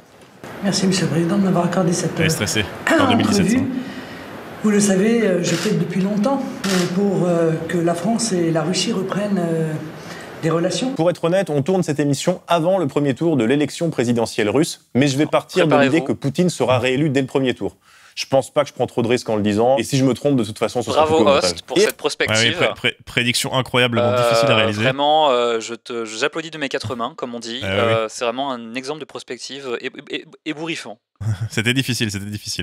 Oui, visionnaire, absolument. Et je vois, la langue officielle de la Moldavie, c'est pas le moldave ou le russe, c'est le roumain, tout à fait. On en parlait tout à l'heure. Le moldave, en fait, c'est du roumain. Donc ça, c'est aussi un enjeu important. Et donc c'était un pari risqué, mais un pari que j'ai fait, bien sûr, en mon âme et conscience, devant la France, et que j'ai réalisé. Quel est ton sentiment à l'approche d'un éventuel combo retour de Trump au pouvoir, plus nouveau mandat de Vladimir Poutine? Un sentiment plutôt inquiet, on va N'est-ce dire. pas? On va dire ça comme ça. Lequel des deux va te faire le tweet en trop en premier? Je pense Trump, il a le plus tendance à faire des tweets sur son réseau Truth Social, vérité, le réseau. Mais Trump, c'est inquiétant dans le sens où il veut arrêter totalement le soutien à l'Ukraine.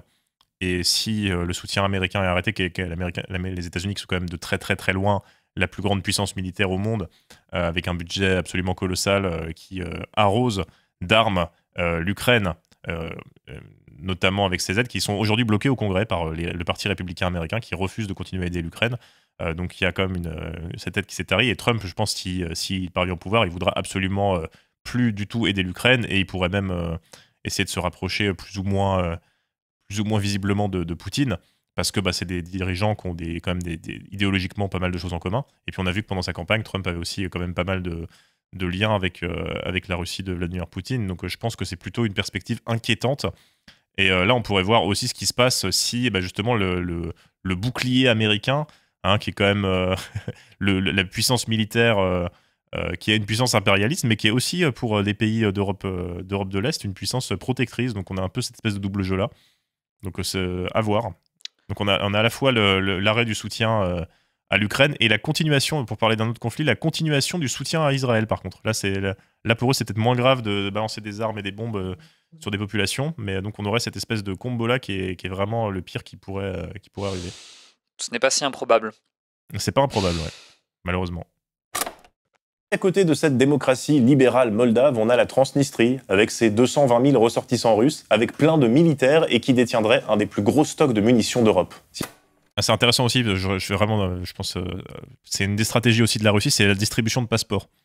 On parle de ressortissants russes, mais en fait la Russie aime bien distribuer aussi aux minorités russophones des passeports russes pour ensuite dire regardez, on défend les citoyens russes qui sont dans ces zones. Et ça se fait beaucoup dans les zones occupées par la Russie en Ukraine aujourd'hui.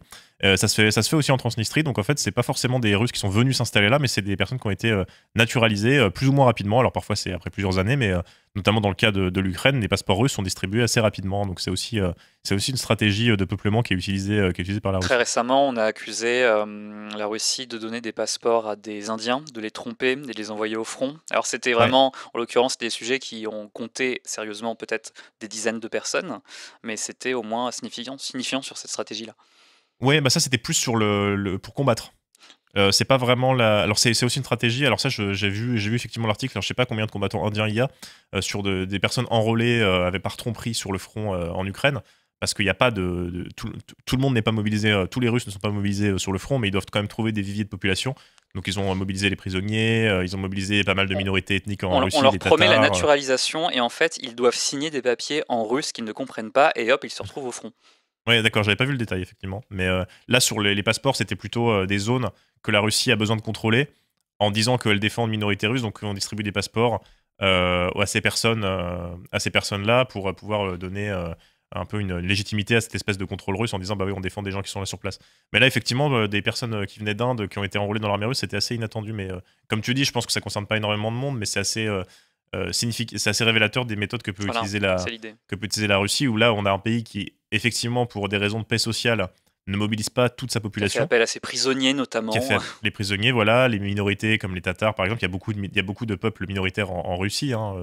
Il y a énormément de minorités qui sont comme dans beaucoup de cas dans des situations économiques plus compliquées, donc qui ont plus tendance à vouloir s'engager dans l'armée. Donc il y a ces personnes-là, et puis de l'autre côté, on a l'Ukraine qui a mobilisé toute sa population, donc on a deux situations aussi assez différentes à ce point de vue-là. Si ça, c'est pas une poudrière, je sais pas ce que c'est. Reste à espérer que Macron, qui semble vouloir devenir un partenaire privilégié de la Moldavie et le leader du monde libre, ne propose pas d'y envoyer l'armée. On n'est jamais trop prudent. Macron, tu n'es pas un héritier de De Gaulle. Tu ne vaux même pas la moitié de De Gaulle. Tu n'es qu'une vraie merde. Voilà, merci de nous avoir suivis, merci d'avoir regardé ce nouveau numéro de CDDM. Si l'actualité nationale c'est déprimant, l'international sera le genre humain. Et si vous voulez soutenir Blast, que ce soit avec des euros ou avec des roubles transnistriens, n'oubliez pas de faire des dons, soutenir les médias indépendants, c'est important. Tu l'as dit, Bouffi. Abonnez-vous, activez la cloche. Sinon, sinon voilà. Non, moi je suis dans la menace aujourd'hui, je me sens du mercredi. La menace. Ce sujet m'a angoissé, je suis désormais tox. C'est angoissant, ouais, c'est angoissant.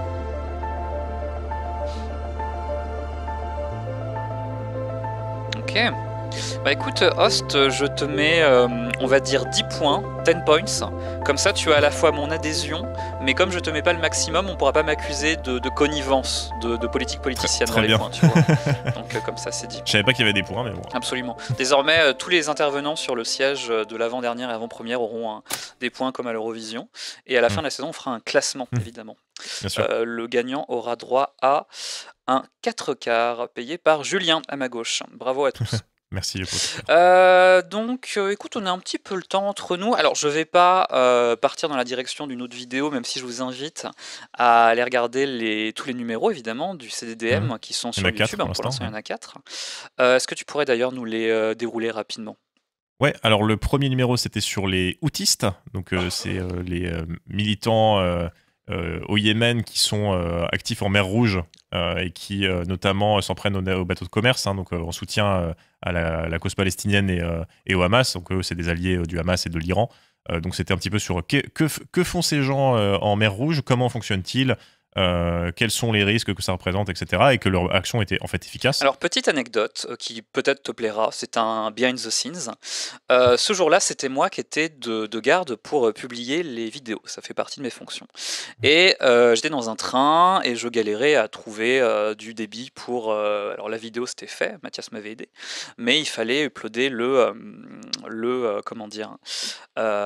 l'extrait sur Twitter. Voilà, c'est un fichier assez lourd qui demande d'avoir un vrai débit, etc. Donc bon.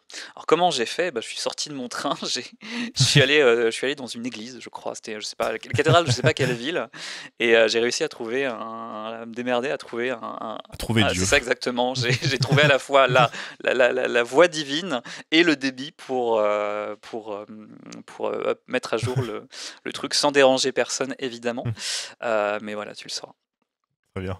C'était où dans quel coin c'était ? C'était pas très loin de Brive-la-Gaillarde, voilà, tu le sauras.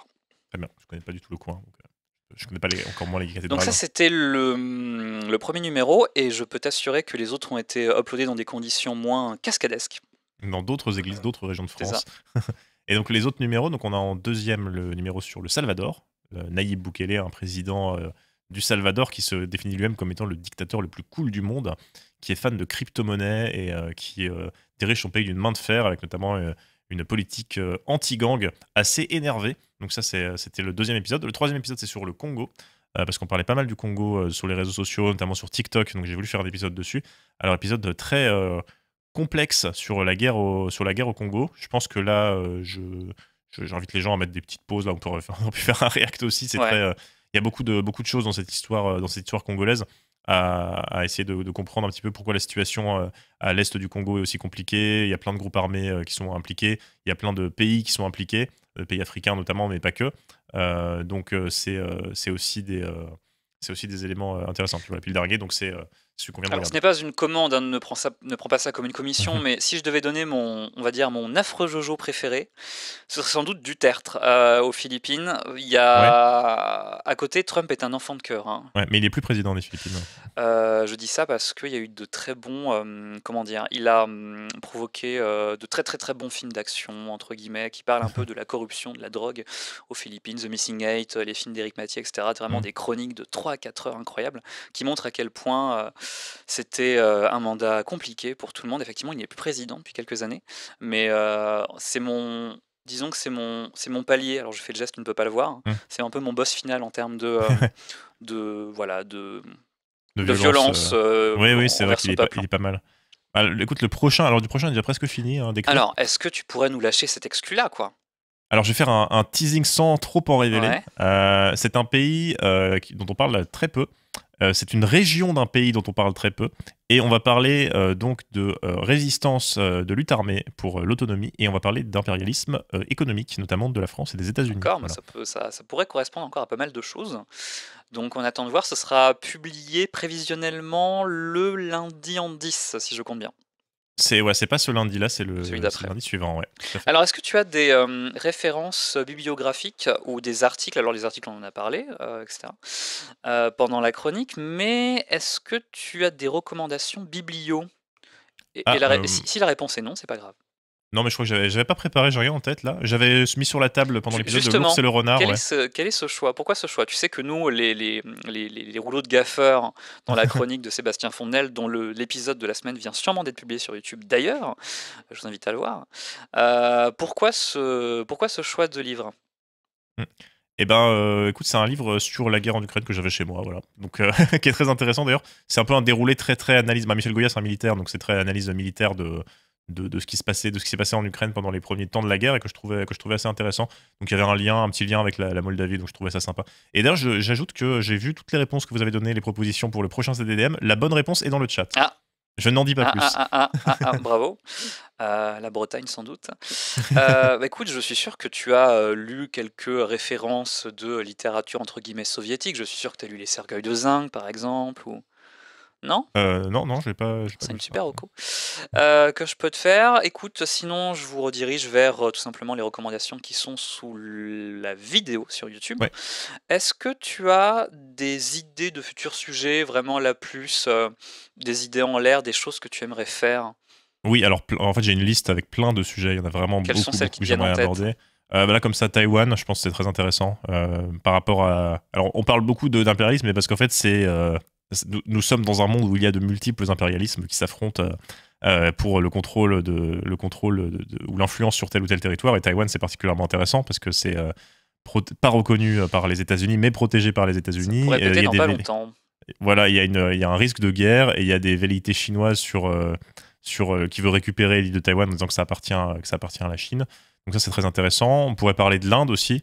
Le régime indien avec sa politique anti-musulman, qui est un proche allié de la France. Autre proche allié de la France dont on pourrait parler, l'Égypte, avec le régime de Al-Sisi, qui est un régime autoritaire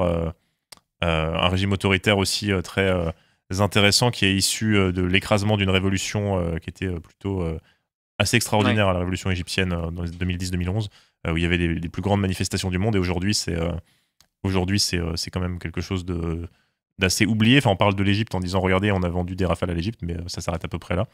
Alors, on me dit dans le chat le Sahara occidental. Alors déjà que j'ai eu des commentaires qui m'accusent d'être un agent de la CIA dans la vidéo sur la Moldavie. Le Sahara occidental, si on met la carte du Maroc avec le petit trait en pointillé entre le Maroc et le Sahara occidental, là les commentaires vont être salés. Bon, ça fera du référencement au moins. CDDM, ça veut dire le courrier diplomatique du dessous des mondes.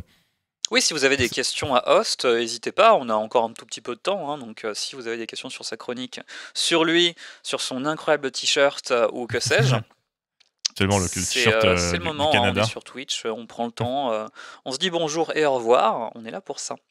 Écoute, en attendant, est-ce que tu as mais aussi, on pourrait parler des portraits un peu. Est-ce que tu as un portrait de rêve ou quelque chose que tu pourrais nous teaser pour la suite avec Maudit? Alors, un portrait de rêve, je ne sais pas.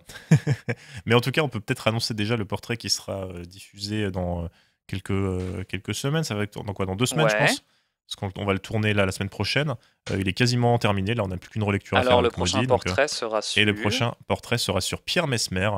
Je n'en dis pas plus sur l'angle, parce que la figure de Pierre Messmer n'est pas hyper sexy, on va dire. Rappelle-nous un peu qui c'est. C'est un gaulliste, ancien Premier ministre, qui a été aussi résistant, qui a été résistant de la première heure dès 1940. Je pense qu'on est nombreux à chercher si on est dans la 5e ou tu vois si c'est avant. Donc c'est la 5e, c'est essentiellement la 5e. Donc résistant dès 1940, donc ce qu'on a appelé les déraisonnables, les générations déraisonnables, c'est-à-dire ceux qui se sont engagés dès 1940 dans la résistance. C'était absolument insensé de faire ça au moment où les gens vivaient l'invasion allemande. Ensuite, il a été en Indochine à l'époque. Il a été fait prisonnier par les Viet Minh. Et ensuite, il a négocié un petit moment avec l'Indochine pour l'indépendance pour éviter la guerre sans succès. Et après, il a été administrateur colonial dans plusieurs pays en Afrique, la Mauritanie, le Cameroun, notamment. Il a l'Afrique équatoriale française, l'Afrique occidentale française. Enfin, il a vraiment été un peu partout dans cette carrière-là. Et ensuite, il a été ministre et Premier ministre. Et voilà, là, je vous laisserai voir à quel moment on va s'arrêter dans le portrait avec Maudit, mais je vous laisserai découvrir ça au moment de la sortie de la vidéo. D'accord, c'est dans les portraits avec Maudit et toi, c'est publié tous les... Alors, c'est quand même, je les publie, ces programmes, c'est embêtant. C'est tous les 2 mois, il me semble. C'est tous les mois. Il y en a un par mois. Il y en a un par mois, et c'est normalement, c'est le mercredi. Ouais, attends. Mais là, ce sera au début ce sera pas à la fin du mois, ce sera au début du mois suivant, parce qu'on a pris une semaine de plus, donc ce sera ce sera début avril que ce sera publié, pas fin mars. D'accord. Écoute, Host, attends, déjà un message de la plus haute importance de Vorapsak qui dit: est-ce que tu pourrais laisser Maudit faire des imitations, s'il te plaît? Bah, pourquoi pas, si elle est d'accord. Est-ce que tu pourrais nous faire un petit Macron là pour mon répondeur, hein? Tu pourrais dire écoute Benjamin, réarme, arrête de chômer, je ne sais pas. Ce n'est pas du travail que d'être sur Twitch. Le travail, c'est pas ça. Il faut se réveiller, les amis. Le travail, c'est pas ça. Le travail, c'est traverser la rue. Le travail, c'est aller chez son boucher et lui dire embauchez-moi. Parce que c'est ça la Startup Nation. C'est ça. Voilà, j'ai désormais une scène d'intro pour mes propres streams. C'est gratuit, c'est cadeau, c'est très gentil. N'hésitez pas à donner des sous au Patreon d'Host pour qu'il puisse vous faire vos propres messages en imitant Macron. Absolument. Je ne ferai pas de message, mais vous pouvez me donner des sous. Vous pouvez aussi donner des sous à Host, tout simplement. Host, prospective, que voudrais-tu voir améliorer chez Blast? Plus d'émissions Twitch, c'est très bien de faire des émissions Twitch. Moi, j'aime beaucoup, le format est très bien. Hein. Ça rafraîchit pas mal le format du commentaire. Plus que du react, je pense que c'est du commentaire parce que, en fait, je découvre pas l'émission, en fait, on apporte des choses sur ce qu'on a écrit. Et en plus, c'est toujours bien parce que c'est ce qu'on faisait aussi avec Maudit, des fois sur nos chaînes, on le fait sur les portraits. Parce que quand on écrit un épisode, que ce soit une chronique sur l'international ou un portrait, en fait, on a énormément de trucs qu'on n'a pas pu mettre dedans. Forcément, faut faire le tri. Donc, c'est toujours bien de pouvoir un petit peu partager ça. Notamment, là, vous avez vu sur la Gagaouzie, sur le parti pro-russe, là, sur l'histoire de la Moldavie et de la Roumanie. Enfin, il y a plein de trucs que, dans un format de 13 minutes, je ne pouvais pas mettre. Donc voilà, ça sert aussi à ça. Si tu devais sortir un format Twitch de ton chapeau que tu voudrais voir chez Blast, quel serait-il? Peut-être un truc sur les jeux vidéo, je ne sais pas. Mais je suis tellement d'accord. Mais alors là, il se trouve, coïncidence stupéfiante, que je suis d'accord avec toi. Ah, mais c'est pas comme si on avait parlé juste avant l'émission en plus. Hein, c'est totalement spontané. Et je pense que pour faire un nouveau format culture, avec par exemple votre serviteur, ou un format avec jeux vidéo, il faudrait donner des sous à Blast. Donner des sous jusqu'à ne plus en finir. Je veux me noyer sous les sous, je veux être le Picsou de Blast, mesdames, messieurs. J'essaye de dire des bêtises en écrivant sur le chat, c'est pas si facile. Et voilà. Encore une fois, la menace est là. Hein. Abonne-toi à Blast pour avoir une émission jeux vidéo ou subis mon courroux, on le verra éventuellement. D'autres formats sont prévus, ils arriveront bientôt. Mais en attendant, n'hésitez pas à vous abonner pour tout simplement soutenir la rédaction, soutenir ces nouveaux formats, les streams, les podcasts, les papiers, financer les enquêtes, financer la bonne santé de la rédaction et d'un journalisme indépendant, évidemment, et à financer le journalisme indépendant dans sa globalité. Peut-être que tu veux parler des autres choses que tu fais actuellement, par exemple, ça pourrait être le moment. Ouais, oui, je serai au salon, je serai à l'événement Furax, qui est un événement caritatif. Alors, attends, je prenais mon téléphone justement pour ne pas dire de bêtises sur Furax. Alors, un marathon caritatif, jeux vidéo, il me semble. Oui, c'est tout à fait, c'est marathon caritatif. Alors, pas forcément jeux vidéo, hein, il peut y avoir plusieurs événements, on peut faire plusieurs trucs. Moi, j'ai peut-être faire un peu de revue de presse, par exemple, on sait pas. On s'adapte avec plein de gens très cool pour la lutte contre le harcèlement en ligne. Et ce sera le 5, 6 et 7 avril prochain. Donc, il y a plein d'autres streameuses et streamers qui seront présents à cet événement. C'est la 2e année que je le fais, donc c'est très bien. J'y suis déjà allé, c'était très bien. Donc, ça va être très bien cette année. Venez nombreuses et nombreux sur les chaînes des personnes qui streament sur Furax pendant ce week-end-là pour soutenir cette cause qui serait mise en avant. C'est dans, il me semble, 2 semaines, et si quelqu'un peut poster le lien sur le... Ah bah non, je suis le seul à pouvoir le faire.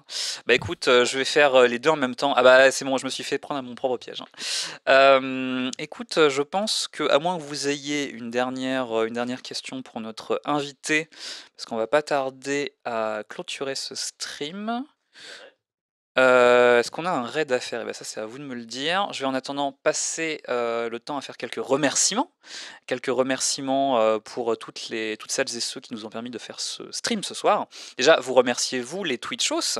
Alors, je vais vous lire maintenant. Amidala, Cirque Mark, Monil Chan, Steel Carapace, Boris Darkangels, Fred Vaster, Chazora, Demeter, Chatterley, MPTSN, vous êtes très nombreux, merci à tous et à toutes d'être venus ce soir, ça nous fait extrêmement plaisir de discuter avec vous tout simplement, hein, de prendre le temps. Mathias, ah bah oui bien sûr, Mathias va essayer et je soutiens cette initiative. Je suis Benjamin et je soutiens ce message. Blast va essayer d'être là pour le Furax également. J'espère que Blast pourra un jour faire son propre marathon gaming caritatif. Je vous avoue que voir Denis jouer à Papers, Please avec des gens qui font des dons en fond sonore est une perspective qui me réjouit. Très intéressant. Hautement, vraiment, ça serait super. Blast sera peut-être à Furax, absolument. Donc à vous, merci d'être venu, merci à toi Host, merci d'avoir pris le temps. Merci à toi. Merci d'avoir été la 3e personne à venir s'asseoir sur le siège de l'avant-première, où l'actualité se fait et se défait. L'international, 3 petits points. Je vais évidemment remercier à ma gauche Julien Cunel qui a fait toute la réalisation, grâce à qui tout ça ne serait pas possible. C'est notre coordinateur technique, producteur et homme à tout faire de Twitch. Merci à toi Julien. J'aimerais remercier Guillaume Brindon alias MVCDLM qui a fait la direction artistique de ce stream, les animations, la direction artistique, vraiment les écrans que vous voyez, qui n'a pas fait le petit message pour vous abonner, ça c'est votre serviteur. Merci à toi Guillaume. J'ai à ma droite Baptiste évidemment qui a fait le générique, qui a créé le générique, qui a fait la direction artistique sonore de nombreuses émissions, grâce à qui on a un bon son ce soir, cette espèce de voix de radio fantastique que j'ai là, c'est grâce à lui, merci. Et évidemment remercier Mathias, notre directeur des programmes, Soumaya. Mathias qui est dans le chat. Soumaya, notre rédac chef, et toutes les personnes sans qui ce ne serait pas possible. On a parlé de Morgane aussi tout à l'heure, qui est là pour tout ce qui est graphisme, direction artistique. J'espère que je n'oublie personne. Merci à vous toutes et tous, et merci d'avoir été fidèles pour ce 3e numéro de l'avant-dernière. Nous nous retrouvons, vous retrouverez en tout cas l'avant-dernière dans 2 semaines à peu près pour un prochain sujet que je ne connais pas encore moi-même, donc on reviendra vers vous très vite. Ce sera sans doute un jeudi parce qu'on essaye de faire ça en fin de semaine, en évitant le vendredi qui sera le jour de la France a peur. Host, c'est maintenant le moment de dire un dernier mot. Eh bien écoute... Table, ce sera table. Merci à toutes et à tous.